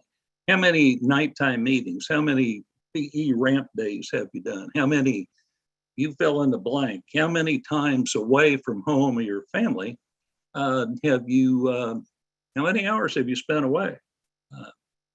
I see a lot of people chasing around with hourglasses, on their long service award. You get a ribbon after 750 hours. Well, you get a bronze hourglass after 10,000 hours, and you get a gold one after 15,000. And I see people with a silver hourglass. That's 25,000 hours and more. Well, that's that many hours you spend away from family. So this is not something we have to do. We're not active duty where we're ordered to go do it. It's because we want to. So I suggest we all need to turn around every once in a while and remember that we have family members who deserve a thank you of some sort and pat on the head. We're doing something that we think is very important, which it is. So thank you for letting me do that. And speaking of awards, it was given to me one chore to do today, which is not a chore at all. I think it's a privilege to present a special award to Commodore Vincent Pica. Ben is president and CEO of the Auxiliary Association. Now, unless you are a little unusual, you don't really know what goes on with the Aux Association unless you're on NextCom. And even then, it's not something that always comes to mind. Aux Association does a lot. They're the money handlers. Aux Association, they're our finance people primarily. They're the 501c3 organization, the tax exempt group that handles our money and does a lot of other things in the background. About the time I took over as National Commodore, we had realized it was time for a change in not just the leader in the Aux Association, but a number of people who worked at the store, who worked on the board of the Aux Association. Things weren't going too well. Now, when we paid dues each year, the money that goes to the Auxiliary Association funds about half of the money it takes to run this outfit for 1 year. We're a budget somewhere around $1 million a year, something like that, and about half of that comes from dues. It's up to the Aux Association to figure out where to get the rest of it. Well, we got some money invested, we get a little return there. We sell some stuff through the store, get a couple of bucks profit out of that, tried to get some grant money. That was not working. We were losing ground. You go back a few years when we had so many more members, it was not a big deal. We had so much money coming in, we got sloppy at it. Now nobody had their hand in the cookie jar. Please don't get that idea. It was just not managed well, and that's where Vincent came in. Immediately, he began to pick up every stone and look under it. What's coming in, and where do we have money going out? And gee whiz, it was incredible. We had a number of people, civilians, working at the center in St. Louis. Well, a lot of those got replaced, every place where they could, by auxiliarists who got no pay. In fact, one person, Tom Lane, who had to oversee what goes on at the association store, didn't live there, but he flew to that area every couple of weeks on business and said, "You don't need to pay me for my travel. I have to go there anyway. I'll take care of it." He consolidated some jobs. We actually finally pushed hard enough to get the Aux Center moved geographically. The Aux Center was at a warehouse in St. Louis, and we paid rent on this building, $40,000 a year, plus insurance, plus utilities, only used part of the building. There had been a move started many years ago to perhaps consolidate with ANSC over across the river from St. Louis in Granite City, Illinois. Ben made that happen, pushed on that. And that's where we are now. So no more $40,000 a year rent for a building. We only use maybe 10% of the capacity of that building. And on and on and on. there was a lot of merchandise in the Aux Center store. Some had been there so long they couldn't move it. Been there so long it had deteriorated, just had to unload it, throw it away. Other stuff sold at fire sale price. Let's get rid of this, get a few bucks back. An example, when he took over, we had $30,000 worth, we had paid that much money, $30,000 worth of 75th anniversary merchandise. And we were working on year number 81 at the time. So guess what wasn't selling too good? That stuff. Okay, sold it, get rid of it, let's get a few dollars back. This was being run like a business. So now the problem, of course, if we had continued in this tailspin and started down and the amount of money that was coming in was not equal to what we're spending and going out, we're going to have to curtail a lot of activity. It would have started with district staff officers being funded to come to things like N-Train and NACON. That would hurt big time. And then it was going to work uphill from there. So they watched every penny where it spent. Anyway, as you know, we've not had to, well, you don't know. we haven't met yet for a while, but we do have the money. We certainly have the money to continue bringing several district staff officers to these major functions. And so I mean, we are building up a war chest that is bigger and better than ever. In fact, has put some of our holdings into places other than where it used to be, so the return on investment is going up. That goes back to the then set out on a crusade to get more money donated to our cause. Probably the most significant one is the Campaign for Zero. Now that was a campaign to draw money in grants to go into a fund with the goal, it's a utopian goal, but the goal is 0 fatalities and recreational boating safety. Well, we're never going to get there, but we're going to get a lot closer. The first idea was something like, why don't, since we can't train in water for paddlecraft folks, we couldn't do it. We didn't have the certified people. The American Canoe Association had to do that. Well, let's get them trained up through ACA, get them certified. Let's start doing our own training. So there was a concept there, and let's take that money, train people, and let's get going down that road. So he has pulled in money from a lot of different directions. I could go on with the grants, but here's something that's even, well, every bit as important, I think. And that's benefits of membership. We kicked this can around a little bit about what's in it for a person to remain in the auxiliary. If you want to talk to somebody about perhaps during recruiting, or maybe somebody who is going to kind of drift away, and I'm trying to watch my time here, going to drift away, you can talk to them about what's in it for them to remain a member. Now, of course, we get, you get to see our smiling faces and we giggle about that. But, and you get some personal satisfaction, and you do get some recognition. Well, how about some really tangible stuff? Like active duty members who are given breaks, price breaks for different things they do. So why not us? We're Coast Guard too. And so Ben took that thing on. Right now, well, you've probably seen the periodical online called Benefits of Membership. It lists organizations that offer a good deal for us just because we're auxiliaries. Shopping and travel and auto rental, insurance, buying RBS equipment, for example. There are price breaks because we are auxiliaries. If you order anything on Amazon, the Amazon Smile is in a revenue sharing program with us. You make a purchase, we get a little bit of money tossed into our war chest.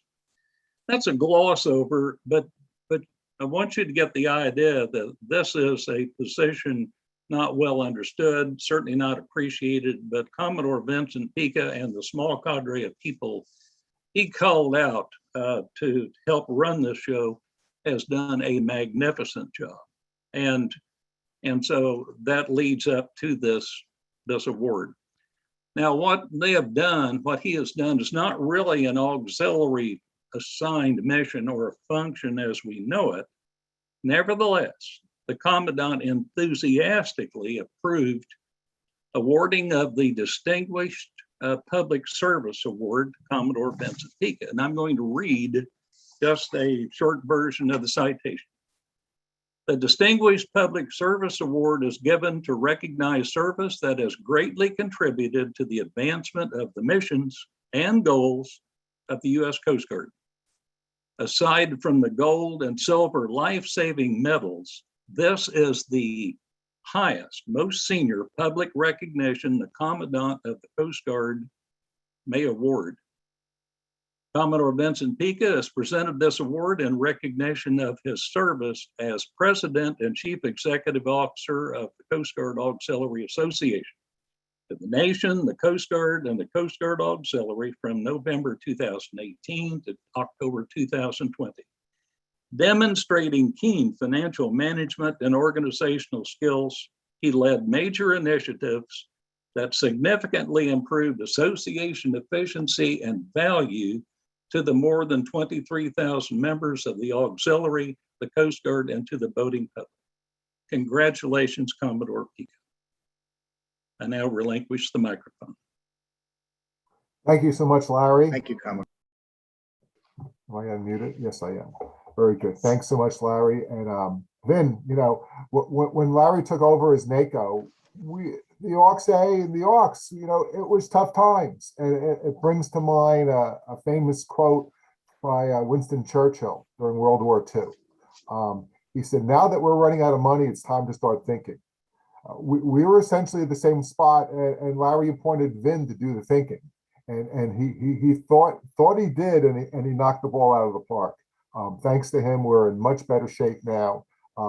He certainly deserves his recognition, and congratulations, Ben. You definitely deserve it. Terry, back to you. All righty. Ladies and gentlemen, the Vice Commandant of the Coast Guard, Admiral Linda Fagan, must depart our meeting for another commitment. Admiral Fagan, we greatly appreciate your comments and participation in this key event. Thank you. We hope to see you at the National Training Conference in St. Louis this coming January. Yeah, thank you. Hey, congratulations, Vin, and everyone, all your award recipients. Enjoy the rest of your meeting. Thanks. Thanks. Thank you. And I would now like to introduce Commodore Gary Barth, Deputy National Commodore, Land East and Recreational Boating Safety, for his comments. And nurse, too. He's a nurse, isn't he? And nurse and caregiver and housekeeper. Thank you, everybody. The Atlantic Area East makes up about 57% of the entire auxiliary with its 12,650 plus members. This starts in Maine and goes south to Florida, Puerto Rico, and the U.S. Virgin Islands. District 1st Northern is led by Commodore Byron Moe and David McClure, Chief of Staff. Their membership is just over 1,900 members and covers from northern Maine to Lake Champlain, from western Massachusetts to Rhode Island, Cape Cod, and the islands. They're actively working with 3 states to form Sea Scout ships. Their paddle craft afloat now has a trained instructor, and they're making progress to ready members and have purchased 12 paddle craft with equipment and wrapped with Coast Guard auxiliary logos. Partnerships have been established with local schools to begin pollution outreach lessons for students in class and learning remotely. First Northern provides long-range, high-frequency radio services for the Coast Guard and the Air Force to relay weather and other information critical to mission safety. They continue to build partnerships with local town managers, police, emergency management, and fire departments to push an overall recreational boating safety approach for safety. The Auxiliary University program has 21 cadets and 24 new cadets in the process of joining and participating at the Massachusetts Maritime Academy, and 2 new programs opening in Maine at separate universities. They're also working with District 1st Southern to provide new leaders with the Leadership Development Academy, which is conducted at the Coast Guard Academy. In February 2022, they will start a virtual D-Train, and with new software, will be able to provide class lists, student schedules, and log-on information and scheduling processes, which will streamline the system and provide an upgraded product for students and instructors. District 1st Southern is led by Commodore Mark Stone and Michael West, Chief of Staff. Their membership is over 2,700 members and includes Connecticut, Vermont, New York, and part of New Jersey. They have a focus on leadership education and did conduct a program virtually for 150 attendees. They also conducted a staff officer college in person and virtually with 225 attendees. Their work with Emergency Management Group has taken a significant step in producing preparedness documents, storm situation reports, storm and contingency plans, and working closely with sectors and outside emergency management partners. They were also involved in successfully planning the 2021 Jones Beach Air Show, along with Sector Long Island Sound and federal, state, and local partners. They have been actively visiting all AOR sectors, stations, and units, meeting with the COs and officers in charge, and also the sector commanders. The goal is familiarization between the auxiliary leadership and active duty leadership. Having an in-person meeting on determine what the auxiliary can do to assist active duty partners. They want to ensure that there is a name, face, and number when things are good or when they go bad. This idea has been very well received over the entire district. Active duty partners would like to meet regularly going forward, and will make this happen. The relationship between the district auxiliary leadership and the active duty leadership is outstanding. It includes attendance at regularly scheduled major command calls, text or emails when needed. The active duty command is extremely supportive of the auxiliary, and meetings are happening at all levels, and they're seeing excellent integration and mutual trust, respect, and admiration. First District Southern has a successful surface program or operations season, been cut short due to the finance center issues, but they're going to start a little slow. They have accomplished most of their tasking. Air operations have been continuing. Aviators had a successful ice season, a great summer, and once again, they're preparing for another winter season. Major accomplishment has been working with the New Jersey State Police to get the new public education about boating safely approved and recognized. Working with their partners in District 5 Northern, they were successful. New Jersey State Police is now speaking with NASBA, which was not done before. They've become good partners with a solid relationship that is no longer adversarial. District 5 Northern, led by Commodore Joe Giantasio and Kurt Sarek, Chief of Staff. Their membership is just over 1,600 members and includes parts of New Jersey, Delaware, and about 3/4 of Pennsylvania. In February, District 5 Northern commenced and successfully led a new innovative initiative to provide a biannual roster of national staff members to all directors of auxiliary and all district commanders. For over 2 decades, the Cape May Flotilla has supplied marlin spike knives to be presented with the Auxiliary Seamanship Award to the deserving recruit at the Training Center Cape May graduations. This year, they were unable to financially support the practice. In June, Commodore Giantasio and Flotilla Commander Marty Sanino identified a local foundation as a funding source to continue this worthy tradition. Commodore Giantasio developed and coordinated with the Human Resources and Public Affairs Directorates a new auxiliary recruiting pamphlet initiative given to family members of graduating recruits at Coast Guard Training Center. It was very well received by the families attending graduation, and since this is so well received, in August, they have also started to implement this at the Coast Guard Academy for cadet families also. District 5th Southern is led by Commodore Alan Fred and John Krogman, Jr., Chief of Staff. Their membership is over 2,100 members and includes Maryland, Virginia, and North Carolina. In collaboration with and support of active duty members, 5th Southern conducted a district-wide safety stand-up. This was for all current coxswain and boat crew. These sessions were held both shoreside and underway and were typically held on board a Coast Guard station. When holding a session at a station was not practical, the active duty members traveled to various locales within the district to conduct the sessions. In February, they conducted their second annual virtual district training event with over 700 members participating in 70 class sessions. A third virtual district training event was held in September. While participation numbers were somewhat lower than the February V-Train, they were able to provide significant training opportunities for their members, and in-person training, additional D-Train is being planned for February 2022. The re-engagement of its members during the spring and summer months has been an unqualified success. On the water and recreational boating safety activities are full speed ahead. Members are doing what they joined the auxiliary to do. Flotillas and divisions are slowly but surely transitioning back to in-person meetings while allowing members to attend virtually if they're unable to attend in person. The District Director of Auxiliary funded the purchase of 37 AIS units for surface operational facilities. These units will allow sector command centers to have a better situational awareness of underway auxiliary assets to assist with cases. At the request of 5th District Waterways Management, members are actively involved in verification of over 4,500 Class 1 and Class 2 pitons due this year. Their membership is up from the previous year, which is a great positive thing. District 7 is being led by Commodore Pat McMiniman and John Holmes, Chief of Staff. Their membership is just over 4,100 members and includes South Carolina, Georgia, Florida, Puerto Rico, and the U.S. Virgin Islands. Flotilla 59 in Stewart, Florida was named Flotilla of the Year for 2020. They have done an outstanding job of serving the boating public and assisting the active duty. This past spring, District 7 held their first ever spring virtual training event. It was a great success with an overwhelming number of members in attendance. This was the first, but it won't be the last virtual training event. To give an idea, District 7 has completed 20% of the entire auxiliary mission hours, not to include 99 hours. They're fortunate to have public education classes, vessel examinations, program visitations, new members, and operational hours ahead of last year's numbers at the end of the third quarter. District 7 Auxiliarist Stephen and Gloria Wyatt received the Association for Rescue at Sea Silver Medal for saving members of the boating public. District 7 is proud to have received first place for the district newsletter, The Breeze. Also, Flotilla 59 received first place for the newsletter, The Crossroads.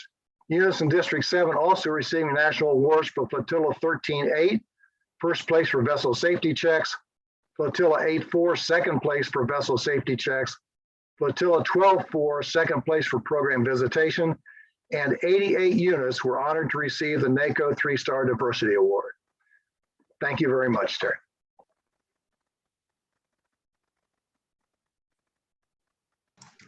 All righty, and now I'd very much like to introduce Commodore Mary Kirkwood, Deputy National Commodore, PAC Area and Operations, for her comments. It's hard to follow Gary, but I will do my best. Welcome, everybody. Good afternoon, good morning to PAC Area. We have people in all different time zones in PAC Area as the rest of the nation. I want to acknowledge, it's been said, but I just want to acknowledge one great outcome of the pandemic has been the virtual meeting. So a shout out to those watching on the live YouTube video session. It wasn't, 2 years ago, we would never have thought about doing this. And so it's really, it's great that we are able to provide the link and have our general membership see what happens at the national level. So again, hats off to those watching. Reporting today for PAC Area and a little bit for operations. Yesterday, the Directorates in Operations, which is Response, Prevention, International Affairs, and Emergency Management, gave their semi-annual report to the board regarding their ups and downs in their program areas. And I'd like to just highlight a couple in case you weren't able to listen in yesterday. The operations directorates are overseen by Commodore Rick Saunders and Deputy Anthony Marzano. All 4 of our directorates have completed many of the goals and milestones assigned to them via the National Strategic Plan. For example, the Response Directorate, which includes surface, air, and communications, has been working to increase the auxiliaries' relevance to our active duty partners. And just like the gap analysis that districts did a couple of years ago with their sectors, the response group has reached out to the air stations with a gap analysis to learn how better our AUX-AIR program can support their air stations. So we're looking forward to hearing the outcome of that. The Prevention Directorate is revitalizing the Sea Partners program, which is an interactive public education program armed at educating the public with information around pollution in our waterways. They're finalizing a standard operating procedure, or SOP, to assist members with this program. International Affairs has been very busy providing interpreter and translation services that enable our active duty to perform their missions more effectively. Most recently, an interpreter from D11 North assisted with the oil spill in Southern California and was really vital to helping them understand what happened in that situation. International Affairs has an outreach program as well, which was very effective in assisting several other nations, maritime volunteer organizations attend NACON this past August. While NACON had to be canceled due to the ongoing COVID surges, they did a tremendous job and had prepared an awesome event for them. And this included active duty Coast Guard from those nations, from several of the nations as well. So we expect even more nations to be joining us in Orlando in 2022. The Emergency Management Directorate had a very busy summer and fall with several major hurricanes hitting the US. They created a virtual situational awareness desktop to provide real-time updates to districts and leadership. And it's not just for hurricanes, it's for flood, for fires, for big storms, etc. So if you haven't had a chance, look at the website and get the link to that. They also developed a best practices guide for districts to use if interested in a mission critical push to talk program. And that was used quite a bit in the last hurricane so that different districts could talk to each other. So if you're interested in that, reach out to our communication folks. So thanks to our directors who led the directorates for their hard work this year: Roy Savoca, Response; Kim Cole, Prevention; Commodore Bob Tippett for Emergency Management; and David Huang for International Affairs. In PAC area was essentially shut down, as you know, for most of 22, and some districts were more shut down than others. It really depended on the local flavor of COVID cases and what was happening there in the pandemic. For the past several months, however, all directors have returned to most missions, albeit with a mask and social distancing, but most have returned to RBS like vessel safety checks, marine dealer visits, even air and surface patrols, and then also food services. Not all districts have returned to all of those, but for 3 of our districts, or even 4 of our districts, they're pretty much back to normal to some extent. Unfortunately, all of our districts had to hold their conferences, their fall conferences and elections virtually. Some of them included awards programs, which was wonderful, kind of like what we did earlier today here, which was really important. It's the only paycheck our members get, so it's really important that we recognize our members for the incredible work that they do. Some highlights: District 11 South, which is Southern California, Arizona, Southern Nevada, and Southern Utah, is Commodore Charlie Geiger. They've incredibly increased their activities in RBS in the 3rd quarter. They were a little slow in the start in the 1st and 2nd quarter, but this last quarter, they've seen a tremendous increase in RBS activities, which is great. And they're standing up an Aux Air program. Right now, they've got 1 qualified pilot and are working on more. So really great job there, and I look forward to seeing more of Aux Air there. District 11 North is Northern California, Nevada, and Utah, Commodore Dean McFerrin. Worst fire season this year in history, and several of our members were evacuated and displaced, but all were able to return to their homes, uncharred homes, which is good. We in District 11 North uses the Everbridge system pretty exclusively, and it makes a huge impact to determine if our members, if the members are safe there or not. And so they've got a great team there. And as you just heard from Admiral Fagan, they successfully supported Fleet Week. Apparently it was the first Fleet Week of the year. As I understand, there were others that were canceled due to COVID, but they were able to do Fleet Week here in San Francisco, which included surface communications and food services. So there were several members that were out there and participating. Both districts, 11 North and 11 South, are part of District 11, as it sounds.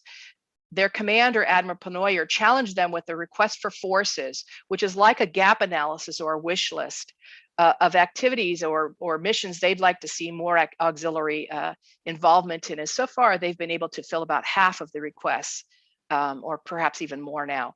So they're doing a great job there. District 13, which is Oregon, Washington, Idaho, and Montana, with Commodore Tiny Singler.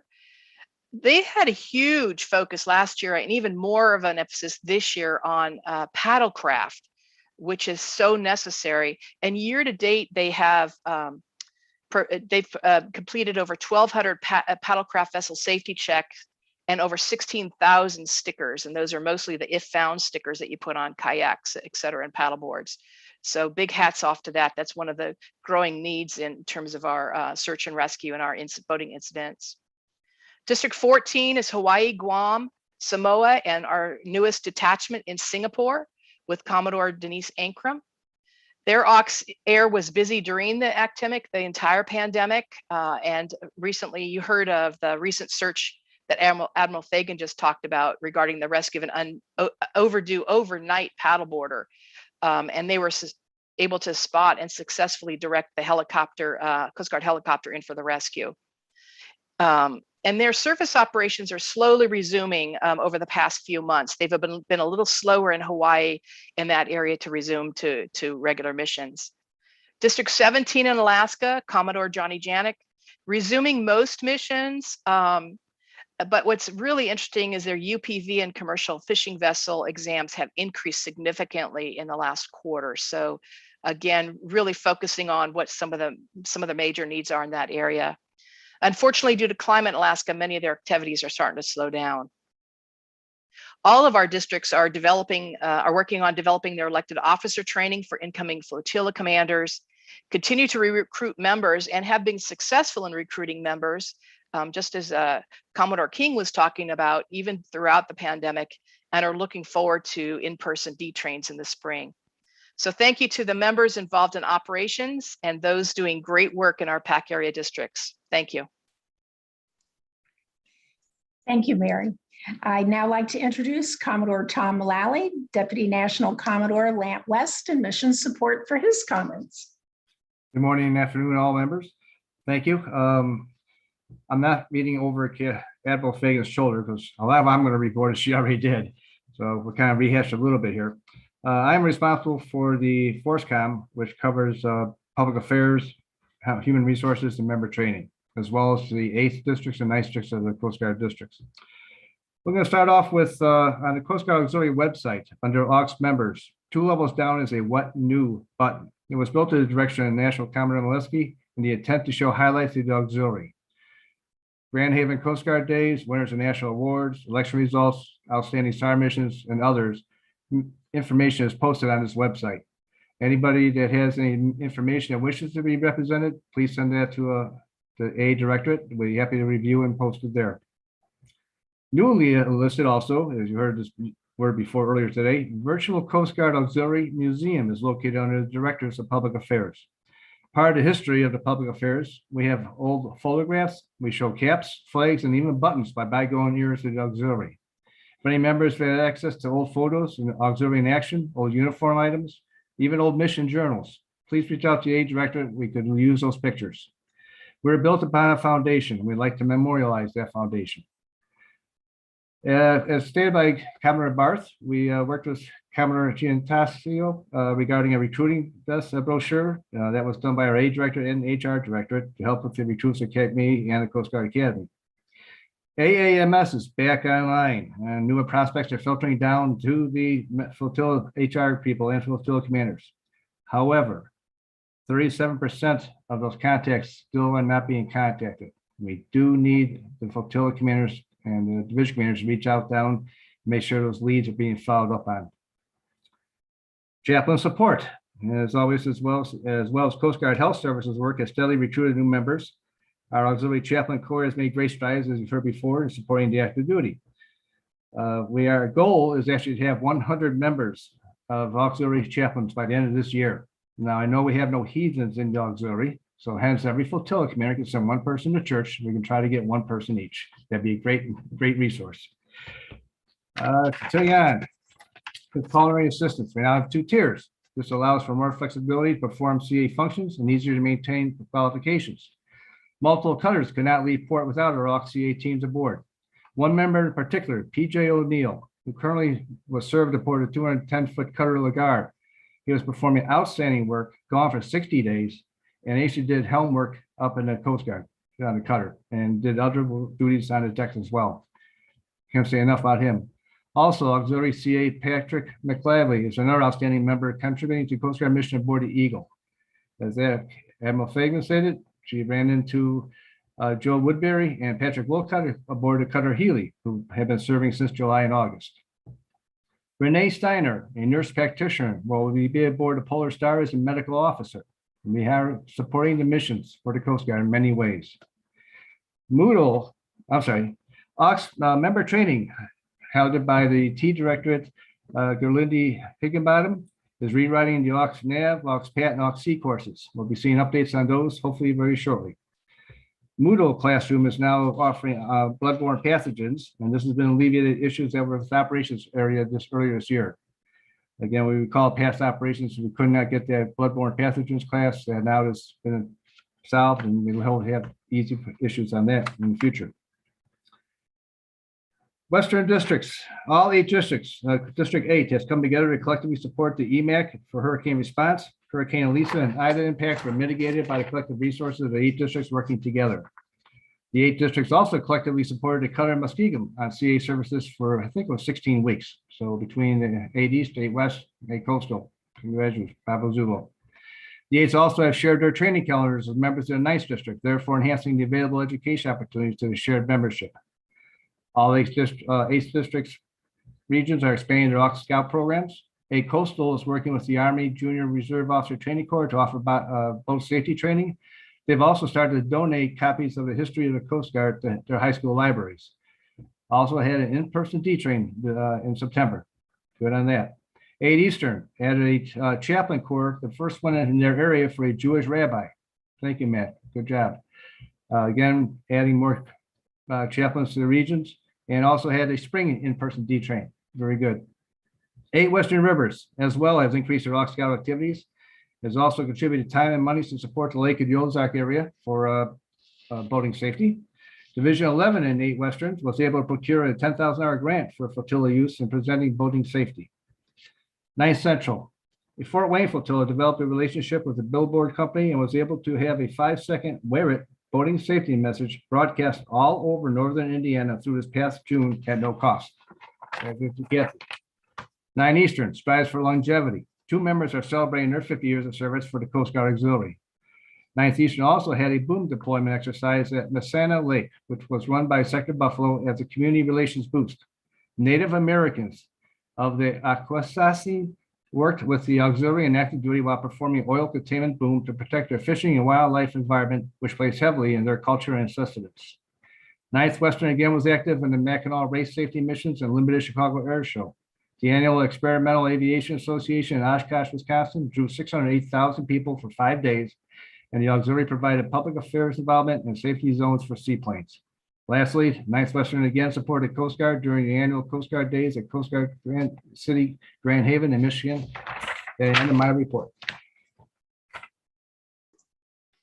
All right, thank you, Tom. I'd now like to introduce Commodore Linda Merriman, Deputy National Commodore for Information Technology and Planning, for her comments. Thank you, Terry, and hello, everybody. I'm happy to have this opportunity to talk with you about some of the things that are happening in the information technology and planning's 4 directorates. On the information technology side, under Assistant National Commodore Susan Davies, the Computer Software and Systems Directorate is led by Director Amanda Constant and Deputy Carlos Arenas. Their mission is the design, development, production, and maintenance of underlying technologies, equipment, and solutions essential to advance Coast Guard auxiliary duties and missions. Their strong and talented team of experts maintain over 40 systems that make up the auxiliary IT portfolio, such as the help desk, Aux Directory, the national websites, the ID card system, and WOW site hosting, to name just a few. The Cybersecurity Division continues to actively engage with the Chief Director's Office, Coast Guard Cyber, and the Coast Guard's Office of Cyberspace Forces on several cybersecurity initiatives. The division conducted a cybersecurity risk assessment of the auxiliary's entire national web presence, identifying more than 50 technical, policy, procedural, and management opportunities to improve the auxiliary's cybersecurity posture, many of which are being worked on, and more will be planned for the future. They authored a recently published All Aux on auxiliary cybersecurity awareness and are drafting an instruction together with the Coast Guard to charter the auxiliary cyber program. The issues causing the security breach discovered in October 2020 with the join.cgaux applicant webpage and the supporting auxiliary applicant management system database were successfully corrected in Q2. In June, with Coast Guard Cyber Command approval, the system was restored to active status. It is accessed via the Join Us Now link on the national website homepage. While we continue to see the expected improvements of better security, more redundancy, more stability, and improved responsiveness with the move to the auxiliary server infrastructure host from Rackspace to Amazon Web Services, the anticipated savings from switching did not happen. The Directorate staff actively worked to identify ways to reduce costs in the near term, achieving a decrease in the month of September.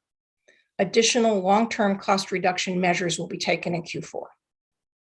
In September, the I Want a VSC web form was subjected to an attack by a spam bot that resulted in unsolicited vessel safety check requests to several vessel examiners. The form was taken offline while the team works on redesigning it and conducting cybersecurity testing. When it's done, the same changes will be made to the other web forms that generate automated emails. This quarter, an improved authentication service that provides industry standard features and protocols for login and permission management will be implemented, beginning with the Moodle Auxiliary Online Classroom application. Future projects will follow to switch logins to the new service for the National Testing Center, Aux Directory, and WOW Member Zone access. The other half of IT is User Support and Services Directorate, led by Director Randy Patton and Deputy Bob Fritz. Their mission is to deliver support for the technology needs of the Coast Guard Auxiliary with an equally strong and talented team of experts. Auxdata 2 continues to be the focus of the Directorate. The Coast Guard process to capture, catalog, validate, and prioritize issues and recommendations received from user feedback is working well, with a release of upgrades, enhancements, and fixes made every 3 weeks. Examples of the few of the updates made recently include addition of competencies and tasks for the updated Auxiliary Culinary Assistance Program, creation of new separate competency category called Emergency Management, along with 22 emergency management competencies, a student program section on the member detail page to identify Sea Scouts and AUP students, and a skills and availability search capability to replace the legacy skills bank. Suggestions from the field for system improvements may be submitted to the unit IS officer for forwarding up the chain of management to the district IS officers.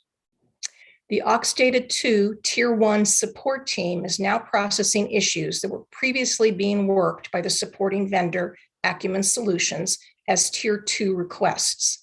They handled 962 service requests in Q3, of which only 91 were escalated to Tier 2. The legacy help desk dealt with 450 tickets during Q3, a reduction from the 657 tickets completed in Q2. The primary reasons for the reduction are a shift in Auxdata 2 assistance requests to Tier 1, a newly implemented process for timely addition of new members to the Auxiliary Learning Management System by BSX, and a recently added availability of Aux LMS hosted courses in the Auxiliary Online Classroom. You've heard this from a couple people, but I think it's important, so it bears repeating. The Information Services Aux 10 C-School course content was revised for Auxdata 2. The first class using the updated material is being conducted virtually now. It's 4 hours a week. It started on September 14th, and it'll end in a couple of days. Those who successfully complete the course and pass the final exam will be considered to have met the same training requirement as those who attend an in-person course, and with their DSOIS recommendation and BSX approval, will be granted full IS officer permissions in Auxdata 2. Additional virtual courses are to be scheduled, and we hope to return to in-person Aux 10 C schools beginning at NTrain 2022. On the performance and student program side, under Assistant National Commodore Peter Jensen, The Performance Measurement Directorate is led by Director Kevin Redden and Deputy Kim Fillion. Their mission to measure, analyze, and report out performance and resource data to help elected and appointed leaders at all echelons make informed decisions, both tactical and strategic. Their strategic plan tracking team continued regular tracking of the organization-wide progress on the 2020 to 2026 National Strategic Plan. Currently, of 126 total milestones, 71, which is 56%, are reported complete. The strategic plan tracker, accessible in Google Drive, provides concise, timely, and easy-to-read information for senior leaders and staff. The Directorate transitioned to the election eligibility report and the core training report from quarterly to weekly production for the remainder of the election cycle, providing flotillas and divisions with updated eligibility information until mid-December. The popular local unit charted information application completed a major upgrade in July. The user interface now shows side-by-side workload comparisons of up to 7 units at the flotilla, division, and/or district levels, in addition to auxiliary-wide aggregations. User unit selection was simplified to drop down screens to help eliminate input errors. The Legacy Monthly Training Management Report was one of the most valuable products in Auxdata 1. As Auxdata 2 does not contain an embedded TMR, the Directorate is now producing a new report that shows where members stand regarding training and currency maintenance for 14 key certifications. This and all other reports are accessible after login on the Directorate webpage. Reports on the results of the Q2 exit and new member surveys were recently completed. Information from them should make its way to the districts soon. And finally, the Student Programs Directorate is led by Director Jean McNamara and Deputy Jacobs Thayer. Their mission is to work with stakeholders across the Coast Guard, both active duty and auxiliary, to promote the Coast Guard as a career or volunteer opportunity to America's future leaders. The Auxiliary University program has 124 students in 53 institutions. They just wrapped up a successful internship and graduation season with 8 graduates and 13 internships. A new scholarship at Norwich University will benefit AUP students there, providing stipends to those interning with the Coast Guard. The Directorate is forging strong ties with Coast Guard Recruiting Command. There have been recent discussions on having speakers from the Auxiliary University program at Coast Guard recruiting events. The Auxiliary Sea Scout program has 127 members and 21 auxiliary sponsored ships. They secured a partnership with the Coast Guard Research and Development Center on their National STEM Research and Development Competition, which concluded successfully with several submissions from Auxiliary Sea Scouts identifying projects and avenues for research to solve or mitigate Coast Guard problems. Aux Scout continues to host monthly online STEM Coast Guard Tech Talk workshops and monthly Aux Scout workshops for auxiliarists and Sea Scout leaders. Both of the Aux Scout social media platforms on Facebook and YouTube are very active, enhancing the partnership between the auxiliary and the Sea Scouts. And these are just some of the highlights of what's happening in information and technology and planning. And please get in touch with me if there's more you would like to know or talk about. Thank you. Thank you so much, Linda and Gary and Tom and Mary. Tremendous reports. You know, after hearing these and what we heard yesterday from the national staff, if you're not amazed, impressed about how much the auxiliary does, then I simply don't understand. You know, I've been attending these events for years now, and every time I'm just blown away. But I have to shut up now because we're probably 2 minutes past our time, and I'll be in trouble with Terry. So Terry? No announcements from me. All right, so it is now 1500 New York local time. So how about we come back at 17 after the hour? See you in a bit. Thanks.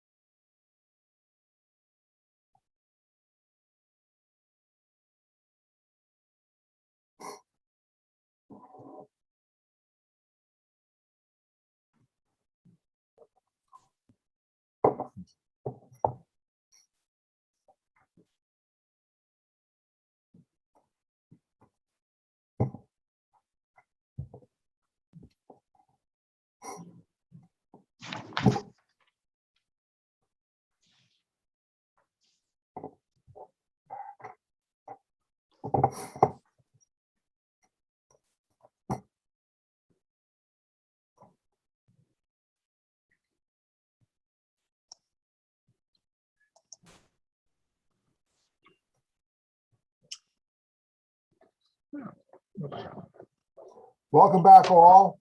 It's that time. I now reconvene the meeting of United States Coast Guard Auxiliary National Board. Mrs. Barth, would you please read the roll call? Certainly. And just a couple reminders, unmute yourself when I call your name so you can respond. And also when we get to the business portion, if you make a motion, make sure you state your name and your position.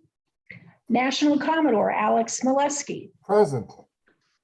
Vice National Commodore Gus Formato. Present. Immediate Past National Commodore Larry King. Present. Chief Director of Auxiliary Captain Glendye. Present. Deputy National Commodore Atlantic Area East and Recreational Boating Safety Gary Barth. Present. Deputy National Commodore Atlantic Area West and Mission Support Thomas Mullally. Present. Deputy National Commodore Pacific Area and Operations Mary Kirkwood. Present. Deputy National Commodore Information Technology and Planning Linda Merriman. Present. District 1st Northern Chief of Staff David McClure. Present. District Commodore 1st Southern Mark Stone. Present.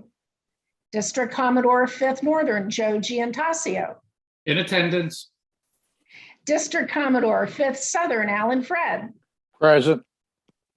District 7 District Chief of Staff John Holmes. Present. District Commodore 8 Coastal Region Patrick Ferry. Present. District Commodore 8 Eastern Matt Meyer. Present. District Commodore 8 Western Rivers Jeff Geddes. Present. District Commodore 9 Central Catherine Slaybaugh. Present. District Commodore 9 Eastern Clark Goodshaw. Present. District Commodore 9 Western Harvey Randall. Present. District Commodore 11 Northern Dean McFerrin. Present. District Commodore 11 Southern Charles Geiger. Present. District Commodore D13 Tiny Singler. Present. District Commodore or District Chief of Staff Mike Keurig, D14. Thank you. District Commodore D17 Johnny Janik.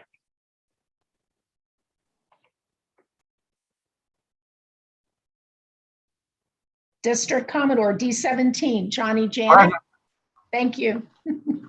President, National Association of Commodores, Commodore John Tyson. Present. Commodore Kareem, do we have a quorum? Yep, gang's all here. Okay, so each member of the board, all 25 of us, received a copy of the minutes from our virtual national board meeting held January 20th, 2021. At this time, I'd like to request a motion to waive the reading of those minutes, please. I'll make that motion, Vice National Commodore Gus Formato. Second, Alan Fred, 5 Southern. The motion to waive the minutes, waive the reading of the minutes, rather, from our national board meeting on January 20th, 2021 has been made and seconded. Is there any discussion on that motion? Hearing none, there being no discussion sought, all opposed, unmute yourself and say nay. The motion to waive the reading of the minutes is approved. The motion, at this time, I request a motion to adopt the minutes from our national board meeting held on January 20th, 2021. Motion made by Motion. Mark Stone.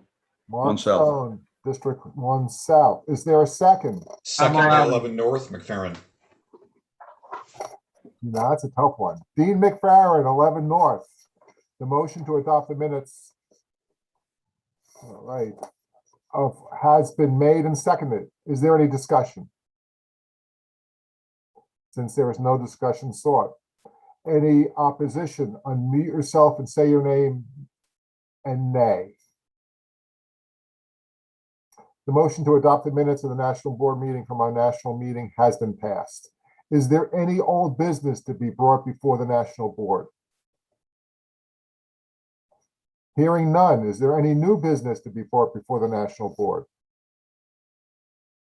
Hearing none, there are no recommendations for consideration during this board meeting. However, we will have them in January in St. Louis.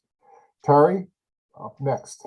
All right, it is now my extreme pleasure to introduce our Chief Director, Captain Troy Glendy. Captain Glendy is the Chief of the Coast Guard Office of Auxiliary and Boating Safety, serves as the Chief Director of the Coast Guard Auxiliary, as well as the National Coordinator for the National Recreational Boating Safety Program. His previous assignment was the Deputy Director of the Logistics Transformation Program Integration Office within the Assistant Commandant for Engineering and Logistics Directorate. This was to modernize and fully align all Coast Guard engineering disciplines within the Coast Guard's mission support business model. Captain Glendy is a 2000 graduate of the United States Coast Guard Academy, where he earned a Bachelor of Science in Navy Architecture Marine Engineering. He also graduated from Embry-Riddle Aeronautical University in 2007 with a Master of Business and Administration in Aviation, and Purdue University in 2014 with a Master of Science in Engineering. Captain Glendy is a native of Plymouth, Massachusetts. He and his wife, Sarah, live in Charlotte, North Carolina, and have 4 children, ranging from the age of 20 to 7. Mason Swisher, Connor, Kenley Liv, and Madeline. Captain Glendy, we look forward to your comments. Well, good afternoon, and thank you very much for the very kind introduction as your new Chief Director. Before I start, I want to personally congratulate all the award recipients so far, and thank you for all that you do for the American public and our Coast Guard. I would also like to thank Admiral Schultz and Admiral Fagan, who took the time out of their busy schedule to provide remarks at this virtual national board meeting, and Admiral Bushman and Admiral Mauger for their remarks yesterday at the virtual OPCOM event. Having these very senior Coast Guard leaders providing remarks at both your national board meeting and OPCOM truly shows the critical role the Coast Guard Auxiliary continually plays in our Coast Guard. As some of you already know, I've always had a very special place in my heart for the Auxiliary throughout my career in the Coast Guard. In fact, it was the Coast Guard Auxiliary was the organization that introduced me to the Coast Guard. At a very young age, I had 2 very special engagements with the Coast Guard Auxiliary in my hometown of Plymouth, Massachusetts. The first being a boating safety course to obtain a boater safety certificate, which the Coast Guard Auxiliary conducted in-person training. And the second being the recruitment for the Academy Introduction Mission, also known as AIM. If it was not for the Coast Guard Auxiliary, my professional career would be very, very different. And I thank you. Enough about me. Let's talk about some of our ongoing initiatives from BSX, since the last time we had this opportunity to have a national board was early 2021. So there are 5 topics I would like to discuss this afternoon. The first is uniforms. So we already have the Coast Guard utility uniform designed, and we just have selected the alternate work uniform, which began testing on October 1st within the D1 Southern and D8 Coastal region as a pilot program. The pilot program will run for a little over a year. It will assess many new auxiliary uniform and appearance policy changes that are meant to support the Coast Guard's effort to enhance the professionalism of its brand and image, while helping the auxiliary improve its image to the Coast Guard and the public. Implementation of the CGU for military personnel is scheduled for March 2023, and its auxiliary version is expected to become available in fiscal year 24. The AWU may become available to the entire auxiliary as early as next year. I want to thank Commodore Gus Formato, Commodore Sue Thurlow, Commander Ed Cruz, and Mr. Steve Minatolo for their leadership in this project. For those who have not seen the uniforms, I'm going to try to embrace technology right now and show my PowerPoint, which shows the 2. So please bear with me.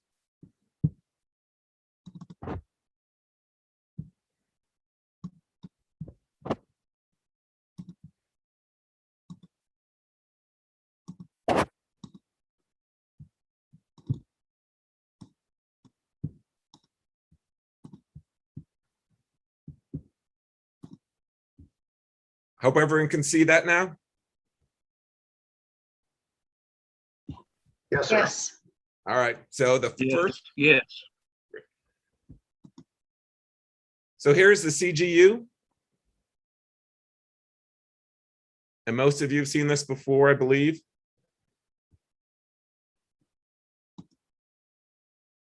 This is the AWU, and we just recently received the actual uniform itself, which is showcased here, and will be showcased at the LC next month, or at the beginning of next month.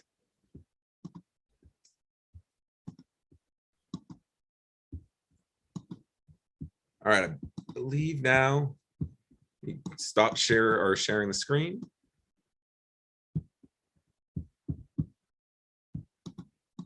All right, that is the first topic. The second topic is the Hillsborough Inlet mishap. Back in May 2015, an auxiliary surface facility on a night patrol between Hillsborough Inlet and Fort Lauderdale, Florida, collided with the Hillsborough Inlet breakwater as it returned to port. Significant injuries were suffered by all members of the 4-person crew. Many lessons have been learned from the major mishap, and we have completed all of the recommended actions from the safety board to include a night PQS task policy for coxswain and boat crew, which I signed over the summer shortly after I took over as your chief director. This will close out the recommended action items from the safety board and ensure that policy will guide safer operations. The third item is the boating accident stats. In data provided by the National Marine Manufacturers Association and by Infolink, new boat sales, which have been on only a gradual increase for the past 11 years, skyrocketed during the pandemic. Sales exceeded the previous year by over 13%, even with manufacturers being shut down for a portion of the year. In addition to the higher number of boats sold, the number of first-time buyers also greatly increased.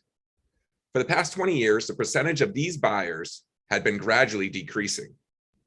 Last year, it increased for the first time in 10 years, as first-time boat buyers made up 31% of all new boat purchases, a nearly 20% increase from the previous year. When you consider the great number of purchases overall, the increase in first-time boat buyers was well the more extraordinary. As you know, it is new and inexperienced boaters that are in most need of your help. Our 2020 recreational boating statistics report reported 767 boat-related deaths, 3,191 injuries, and 5,265 accidents. These numbers are about 25% higher than 2019. This is a huge leap on what from the previous 2 decades had been on a downward trend. Moreover, in the 23-year data set we maintain, the numbers in 2020 for the peak summer months of June, July, and August were the highest that they'd ever been. In reviewing this data, one thing that stood out to me was the deaths among less experienced operators increased by over 50%. New boaters, yes, there was a lot of new boaters. They were getting out in the water. Most were having fun. However, some were getting into serious trouble. Educating these new boaters is a very critical mission, and the Coast Guard Auxiliary is doing an amazing job in finding ways to overcome COVID restrictions, to include virtual classes and virtual and safety inspections. Keep up the great work, because your dedication to innovate and find alternate methods of instruction to educate these new boaters will help us drive down these accident rates. The fourth thing I'd like to discuss is the engine cutoff switches. As you know, BSX-2 just released the engine cutoff switch requirement that was made official on January 1, 2021. Thank you for your education of this new initiative to the boating public. As I've had my own wreck boat inspected by the auxiliary this past summer, the inspector specifically educated me on this new role, and I was able to see your education firsthand. Thank you. Finally, the fifth and last topic I'd like to discuss is the financial management system. Please bear with us as we are right in the middle of the Coast Guard's transition to the new financial solutions modernization. I know that the entire Coast Guard, including the Coast Guard Auxiliary, has already been impacted by this, which started earlier this month. Please remember that orders and reimbursements might take longer, so take that into consideration until the middle of November. I just wanted to point out All Aux 2921, which was issued on 16 August, and point out just a couple of items from that All Aux. The transition period runs from October 1st to roughly November 15th, during which auxiliary patrol orders claims will not be processed for reimbursement. Patrol orders needed to be closed out in Aux Data 2 by 20 September so that reimbursements can be made before the transition period starts, which has just started on 1 October. Only auxiliary patrols determined by the order issuing authority to be mission essential should be conducted during the transition period. Reimbursements of claims for the patrols performing during the transition period will be made, but you should not expect them to hit your bank accounts until December 2021. At this time, I'd also like to take the opportunity to thank you for your continued support of the Coast Guard Mutual Assistance Program. The Auxiliary is a major contributor to this program. Notably, in March 2021, the Auxiliary received the Coast Guard Mutual Assistance So Others May Live award for quickly raising over $31,000 to assist Coast Guard families affected by the devastating housing complex fire near Coast Guard Station Cape Hatteras in October 2020. From the active duty side, I thank you. Over the next 4 years, my staff and I will continue to work the great initiatives that Captain Johnson kicked off that includes Aux Data 2 development, standardization, strengthening the partnerships between BSX-1 and BSX-2, while also finding ways to improve retention and recruitment of auxiliarists. The past year and a half has been very challenging with the pandemic. However, the Coast Guard Auxiliary has risen to and continues to overcome this tremendous challenge while staying true to the watchwords created by our National Commodore of being ready, resourceful, and resilient. One of the greatest basketball players of all time once said, "Obstacles don't have to stop you. If you run into a wall, don't turn around and give up. Figure out how to climb it, go through it, or work around it."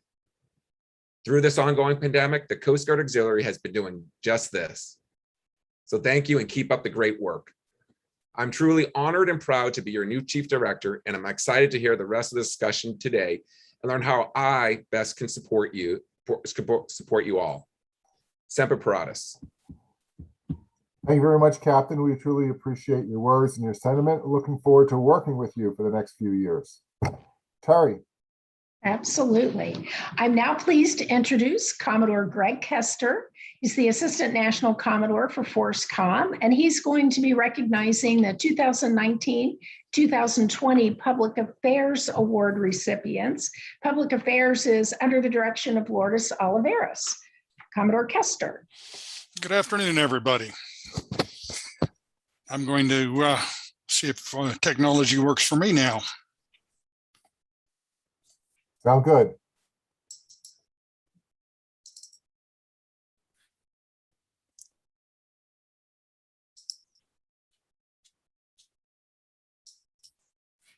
Looks good. Okay. Welcome to our PowerPoint on the award recipients. The first award will go to D5 South, and it's for Division 31's newsletter, the Chesapeake Chatter. District 5 South won first place. Connie Cosgrove is the editor. Next award goes to D7. D7's newsletter, The Breeze, first place. Robert Stringer, editor. 2021 Public Affairs Contest winners, Flotilla 59 newsletter, Crossroads Currents, District 7, first place. Michael Stringer, editor. Photography, first place. Operations category, Bob Moore, Flotilla 10-11, District 7.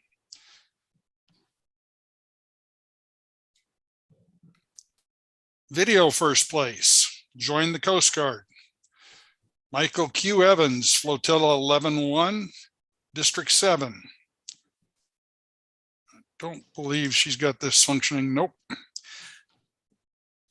We move now on to 8th Eastern.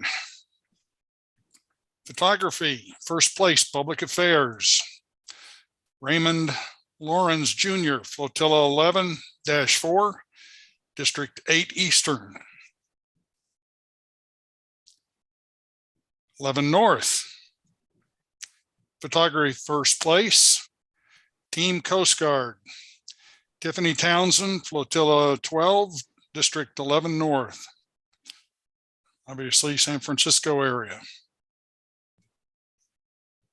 District 13, Commodore Singular. His people won Public Affairs event first place, voting responsibly. Leila Flot, Flotilla 62 or District 13. Congratulations to all the winners. And I've been advised that all of the recipients have already received their awards. So Commodores, don't expect to see them in the mail for you to distribute. Thank you very much. And I go back to you folks. Thank you, Commodore Kester and Lourdes Olivias, and congratulations to all the recipients. Harry? And it's now my pleasure to introduce Commodore Bob Lauer. He's the Assistant National Commodore for Recreational Boating Safety. Commodore Lauer will be recognizing the 2019 and 2020 Vessel Examination and Program Visitation Award recipients. And the VE is under the direction of Mr. Jim Cortez.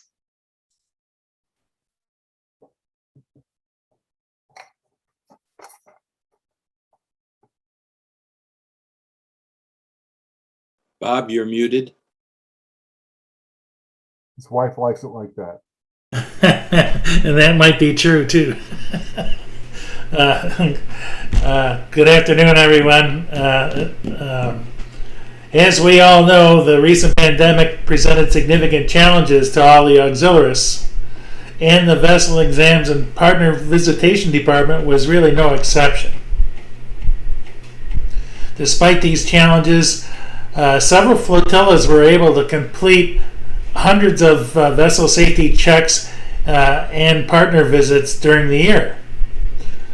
The effort of these flotillas enabled us to continue to serve the recreational boating public, encouraging them to wear life jackets, have the safety equipment necessary on their vessels, and provide thousands of brochures of safety-related literature to our business partners for consumption by the public. As a result of the pandemic, today we'll be presenting the awards for 2019 and 2020. It is now my distinct honor and privilege to announce the first and second place flotillas for vessel examinations for 2019. In first place, from District 1 Southern Region, is Flotilla 10-13 in Wyckoff, New Jersey. Congratulations, 1013. In second place, from District 11 South, is Flotilla 66 in North Orange County, California. Congratulations, Flotilla 66. In partner visitation for 2019, the winners are, in first place from District 1 Southern Region is Flotilla 10-13 in Wyckoff, New Jersey. The second place from District 13 is Flotilla 5-3 from Depot Bay, Oregon. I hope I pronounced that correctly. For the performance year of 2020, the winners of the top two flotillas in vessel examinations are, in first place from District 7 is Flotilla 13-8, that's Upper Keys, and congratulations, 13-8. In second place from District 7 is Flotilla 8-84 in Sarasota, Florida. Congratulations, 884. Now for our 2020 partner visitation, the winners are In first place from District 1 Southern Region is Flotilla 1013 from Wyckoff, New Jersey. In second place from District 7 is Flotilla 12-4 Central Grand Strand South, Carolina. Congratulations to all of our winners, and we all look forward to seeing who will win the best flotilla for 2021. Thank you, and back to you. Thanks, Bob. Great job. Great job to all the winners. Some spectacular work there. Thank you very much. And Jim Cortez also. Perry, back to you. And I'm now happy to introduce the president of the Coast Guard Auxiliary Association, Mr. Vin Pica.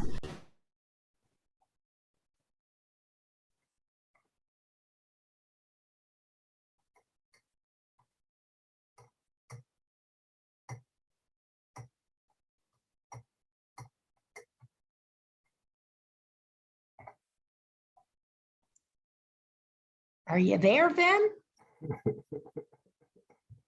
Where's that mute button?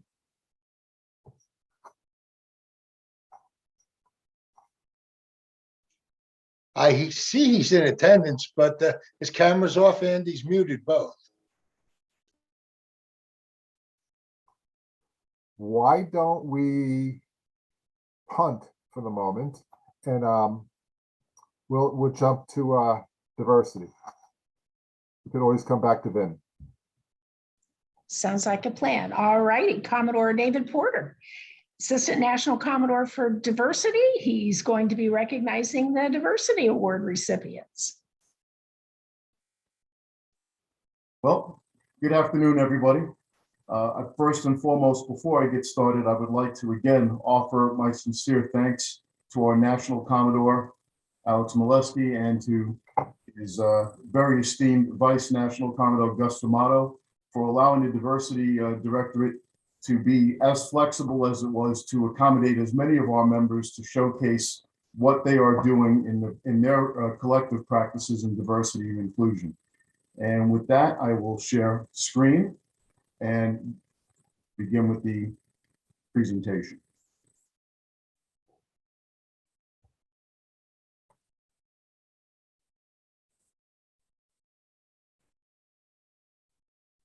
So the Diversity and Inclusions Directorate 2020 NACO 3-Star Award presentation presented by yours truly. For stat purposes, due to 5 units with no members, we have 962 of 967 named division and flotilla units eligible to receive the award.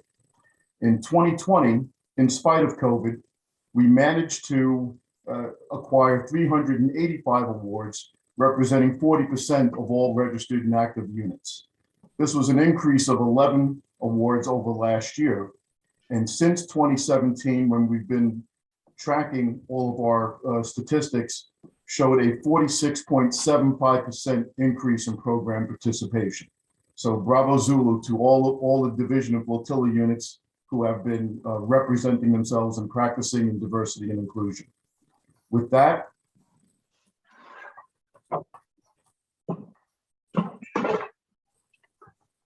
recognizing District 1st Northern, Commodore Mo, congratulating him and his 20 units who submitted for and received the NACO 3-Star Award. For 1st Southern, District Commodore Mark Stone and his 49 units that were similarly awarded.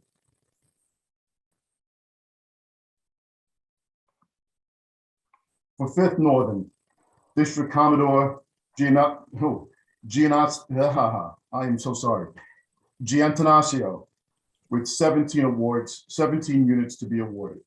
My apologies, sir, for butchering your last name. 5th Southern, District Commodore Fred Jr. To he and his 41 units that were recognized. District 7, Commodore McMenamin, for 88 units to be awarded. Excellent job, Commodore. Thank you and your team very much for their continued practice, and participation in diversity and inclusion, and to all the new units that have submitted year after year.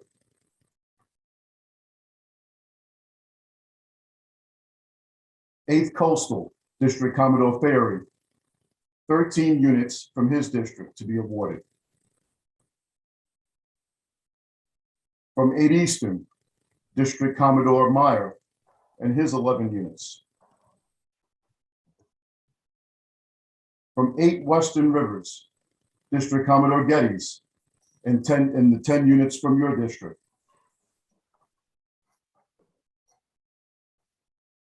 From 9 Central, District Commodore Slava, 25 units.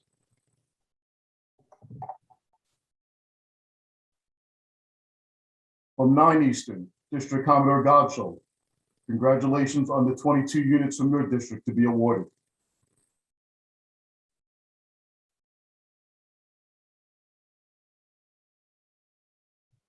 From 9 Western, District Commodore Randall, and your 18 units to also be summarily awarded. 11th Northern, District Commodore McFerrin, congratulations on your 23 units to be awarded.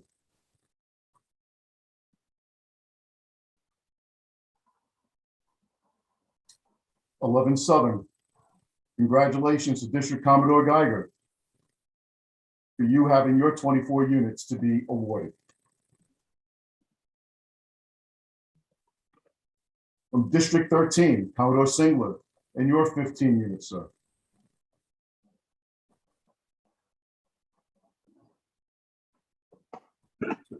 District 14, District Commodore Ankrum, with your 4 units to be awarded.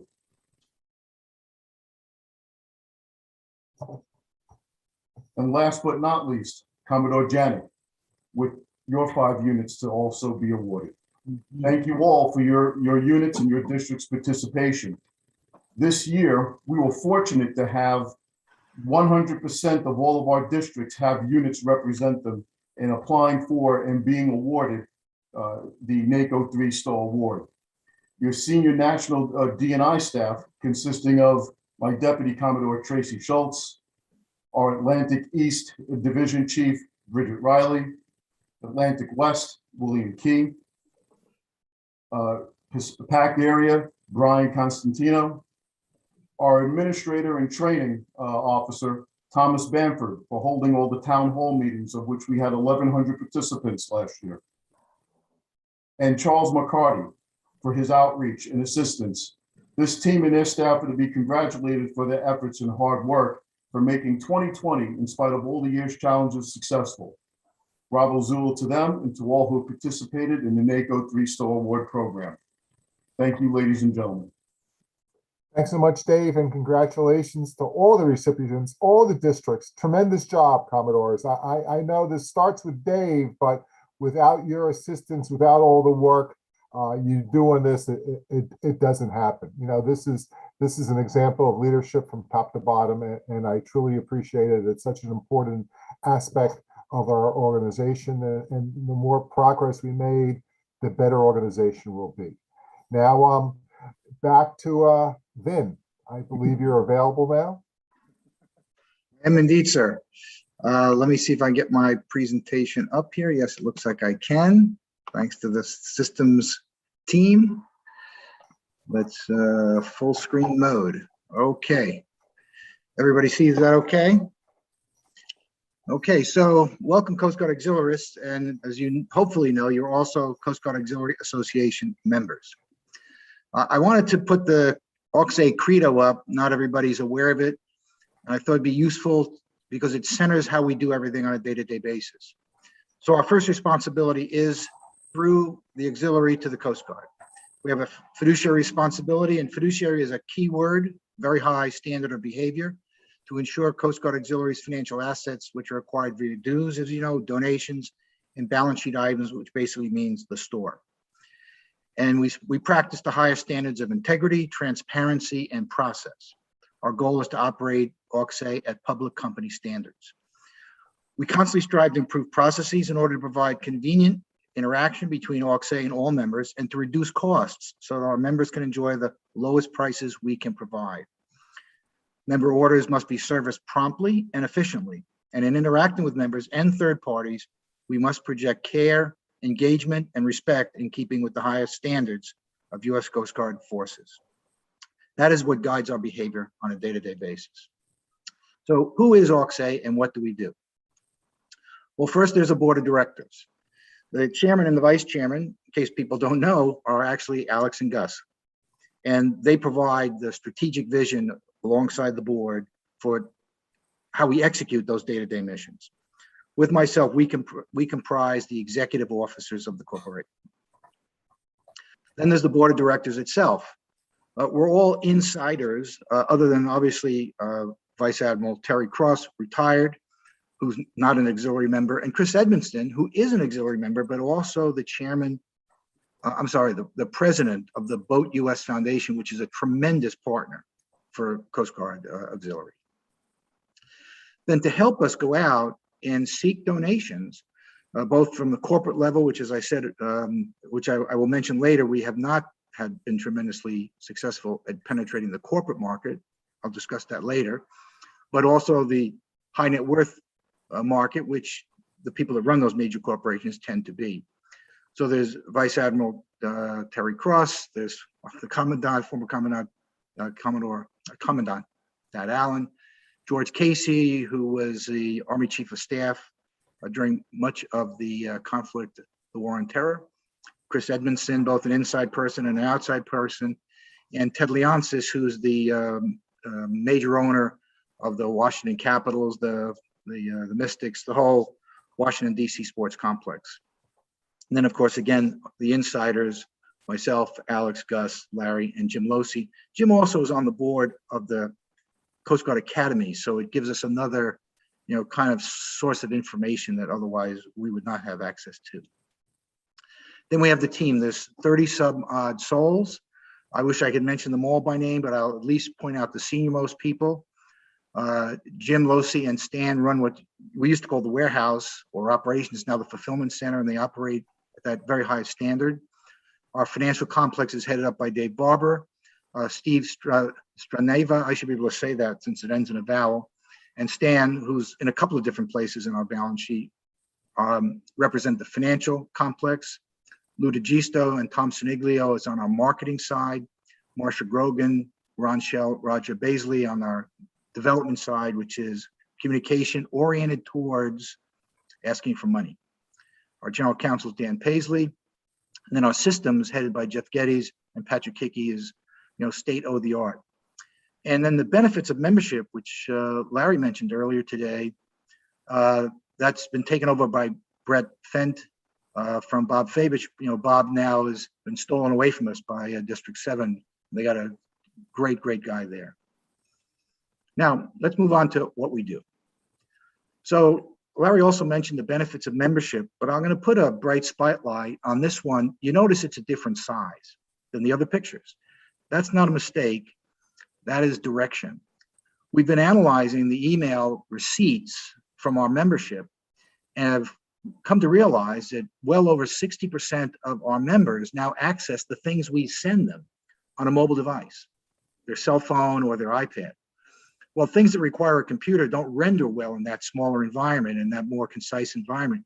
So we've oriented all of our communications to be form-fitted for cell phones and basically mobile devices. Still works perfectly on your computer, but this makes it easier for the member to interact. Remember, back of the credo, it has to be easy for our members to interact with us, or we're not meeting our credo, our mission. Then the blue and whites, the emails that you see that come out from time to time, all of which go through Alex's inbox for approval before it goes anywhere. We've had a very strong positive reaction to Navy Federal, UPS, a Sirius Signal, by the way, awarded they put on their cash registers and their websites a give $1, save a life. Well, $1,037 later, $1 at a time, their customers have given us money for our recreational boating safety program. So at the Annapolis Boat Show, we were gifted that check in a typical ceremony, you know, with the big check being handed over to me. It was not me personally. It was a mock-up of me, and it was all done via Zoom. As I mentioned earlier, Boat US has been a tremendous partner to us. In fact, they financed 100%. They financed the cost of the new program visitor stand-up, you know, I want to say boxes, but you know what I mean. It's what's put on the counter where all the vest pocket brochures go in, and they financed that 100% as a donation to us. Costco, we don't need to talk about. Office Depot, we don't need. Those are the places where you get the benefits of working, in quotes, for a Fortune 300 company. That's how we basically sell ourselves to these major companies. How would you like access to all the employees of a Fortune 300 company? Nobody says no. 55 different dealograms, as we sometimes lovingly call them, have been issued direct to your inboxes.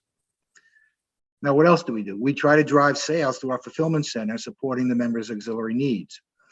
We did $342,000 in sales in fiscal year 2020, look to be pretty close to that this year. 93% of that went through our website, you know, which is a great move, because the more we can be web-based, the fewer hands we need to pay, and those where the paid employees are, in the warehouse. We also look to generate donations to support, again, largely the RBS programs. We convert boats to money. You've seen the Donate a Boat, Save a Life program. Inception to date, we've generated $43.4 thousand that otherwise we wouldn't have had. $5.7 thousand of that went direct to an auxiliary unit via the We'll Split It With You program, where you can say, all right, I want to donate my boat, and 2/3 of that money goes to AUXA, which goes to RBS, and the other third goes directly to the Coast Guard Auxiliary unit designated by the member. And the members, by the way, they get the gross donation. So if it's a $20,000 boat, and I'll make the numbers up, there's $5,000 of expenses between commissions, storage, all the things that we take on, so that the member doesn't have to pay it for winter storage, for example. The member still gets the $20,000 deduction. We get the net, because that's all the money that there is at the end of the day. Then AUXA Direct is trying to drive donations to us through the website. Now, you can give to AUXA, which means you're giving to RBS. You can give to a Coast Guard unit, a Coast Guard Auxiliary unit, again, through our website, or you can give to any of those purposes, and you can designate it in memoriam to someone that passed and someone that deserves recognition. You've seen many of those dealograms, which are simply reminders to use Amazon Smile. Whether you're buying baby diapers or televisions, you can use Amazon Smile to generate that 0.5% of your gross sales comes to us.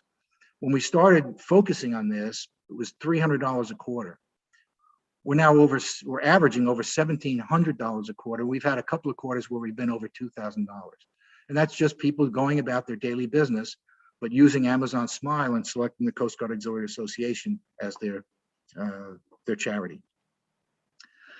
Then, you know, with that Campaign for Zero committee, that's the aspect, and as Larry talked about earlier, the aspirational goal of having 0 deaths on U.S. waters due to lack of public education, vessels not meeting Coast Guard standards, or lack of program or visitor information. That's the pitch, right?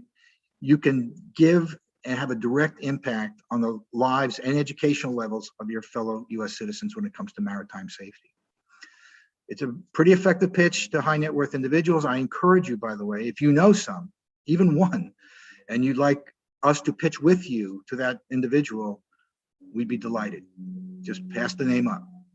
And the reason we're not doing well with corporations is that their charitable programs are usually oriented towards social programs, not towards maritime programs. You know, they'd rather save the whale than save a boater, but you get the idea, and it's hard to find the box that we fit into, but we'll keep looking.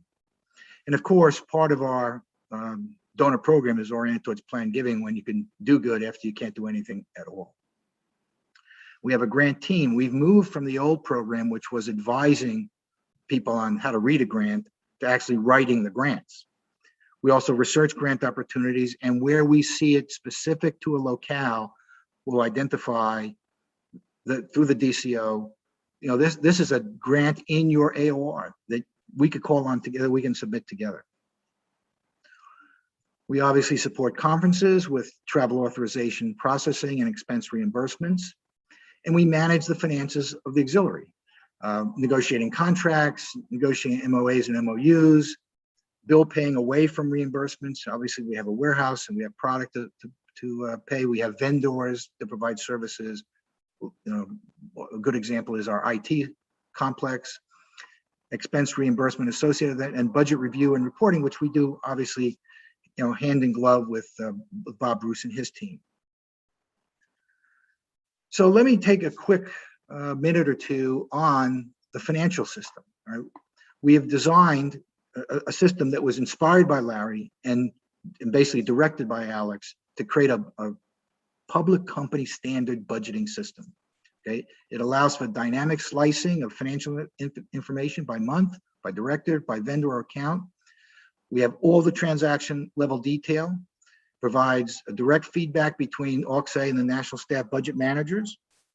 It's built around Microsoft's program called Power BI, so it's a very stable software environment, and it is on-demand, web-based. We've been piloting it with the DNACO ITP very successfully and anticipate a full rollout with the National Commodore and Vice National Commodore's direction during the first quarter of 2020, calendar quarter 2022. Now, just a couple of ideas. So this is a little blow up of what was down in the corner. It enables those responsible for meeting budget to see what's been spent, when it was spent, and most importantly, by who. So you all the way down to the director level, you can see where the money's gone, when it's gone, and by whom, and you're responsible for meeting budget. So this is the kind of financial tool that modern company standards demand, public company standards demand. And I still believe that the best is yet to come. If you'd like a copy of this presentation for your own purposes, or you have comments or requests that you'd like to make, there's my AUXA email at the bottom. I also have my Coast Guard Auxiliary email that most everybody knows. I'm happy to take questions with the remaining time or yield it back to the chairman.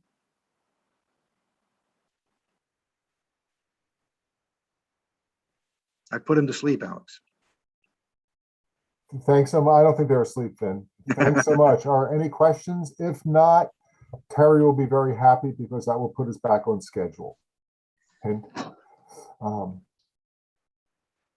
Good. All right, Terry, it's back to you. All right, very good. Well, I'd now like to introduce Commodore John Tyson.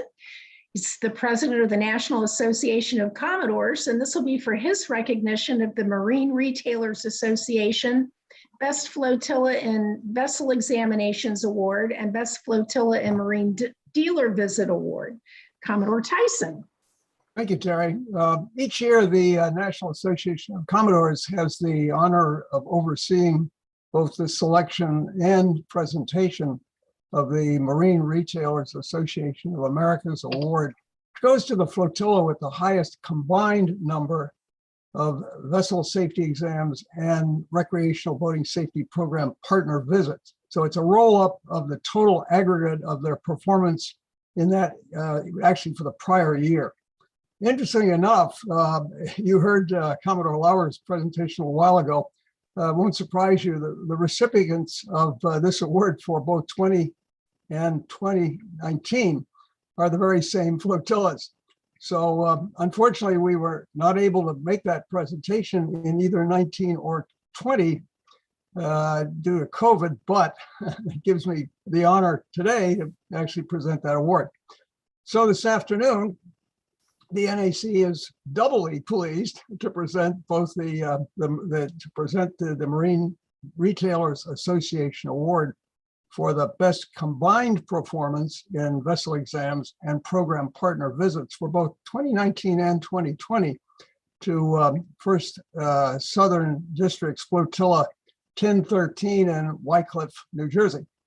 So congratulations to the members of Flotilla 1013 for your outstanding performance in vessel exams and program partner visits in 2019 and 2020. And I yield the balance of my time back to you. Commodore Tyson, congratulations. Thank you very much. Congratulations to the recipients. And can I try your flight simulator in the back? That looks that looks like a good one. It's a good one. I use Microsoft 2020 if you're interested. That looks like fun. Looks like That's a fun. great one. Yeah, great, Very great good. program. I'm sure Captain Glendy would like a shot at it also. Terry, back to you. Thank you. And I'm now pleased to introduce Commodore Carolyn Belmore for her recognition of the National Boating Federation Best Flotilla in Public Education Award. Commodore Belmore. Thank you, Terry. Okay. Can everybody hear me since I seem to have disappeared from the screen? I am pleased to announce, I'm pleased to announce that the winner of the National Boating Federation Public Education Award for 2020 was Flotilla 6-7 of District 7. And that award has been shipped to the flotilla commander, Eric Kozak. And these numbers now are being taken directly out of Aux data. So the flotilla that gets these awards is now definitely the top flotilla in the country for that year in public education, which is our primary mission. So we're very pleased to continue this award. Thank you. Thank you very much, Commodore Belmore, and congratulations to the recipient. Well, now it's time for my closing remarks, and the schedule here gives me 20 minutes, but I assure you it will be much shorter. I think we said it all today, and I certainly can't say it any better than Admiral Fagan did. The future is bright. Opportunities abound. We've learned so much. We've gotten so much better. That's the bottom line. I've said before, this is not your father's auxiliary anymore.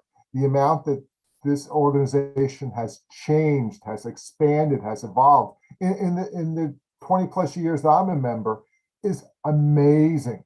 RBS might still be our #1 mission, but it's only one of our missions. As I said before, from cyber to food service, I still have trouble with culinary assistant. I know Aux chef is what I really prefer, but it is what it is. The Aux chaplain program, you heard the commandant mention it. You heard the vice commandant mention it. They're hitting it out of the park. PA, PE, VE, everything that we do is amazing. This past week, I got an email from Admiral Malger, who spoke yesterday at OPCOM. He's the new 5P. And 5P, that's the admiral that's responsible for the auxiliary. And while he has some experience with the auxiliary over the course of his career, now he's really getting to see what we can do. He's getting to see how much we do, the depth of our experience, the breadth of our impact on active duty. And he sent me an email with a list of this. One of the items was the interpreter that we sent out to the oil spill. They needed a Croatian interpreter for the oil spill out in LA last week. They sent out an email Sunday night to get an interpreter. Monday morning, he was halfway from San Francisco to LA to help. We had to turn the poor guy around because they weren't ready for him yet. What we do is just amazing. And I had to respond to Admiral Malger's email, and I paraphrased John Paul Jones, for those of you that are interested in American history. I told him, we have not yet begun to impress. We're only just starting, folks. So please get out there, keep impressing them, blow their socks off, knock the ball out of the park. Semper Paratus, Bravo Zulo. Thanks so much for everybody taking part today. I couldn't be more proud to be an auxiliarist. I couldn't be more proud to be part of this team. Thank you very much. Terry? Thank you, Alex. You want me to go another 20 minutes? I can if you like, but Of course you can. So I have just one announcement, and that's for everyone to make sure that you mark your calendars for what we hope to be an in-person InTrain 2022, January 25th through the 30th in St. Louis, Missouri. And that's all I have. good afternoon, good day all. Have a great Sunday afternoon, and we'll see you in January. Thank you much. Do you want a motion to adjourn? Oh, darn, you had that. Motion to you have adjourn. do all the time. I'm requesting a motion to adjourn. Motion to adjourn. Mark Who was Stone, that? due on South. Oh, Mark By Stone, Mark, thanks. second and by. Second. Gary Barth. All those opposed, unmute yourself and say nay. Hey. National Board meeting is adjourned. Goodbye, everybody. Great meeting, great meeting. Very good. Thank you. NACO and VNACO, can you please stay on the line for a debrief? And Terry. Of course. Okay, sure. We can do that. Thanks. Thanks, everyone. A short debrief. Thank you all for joining us online.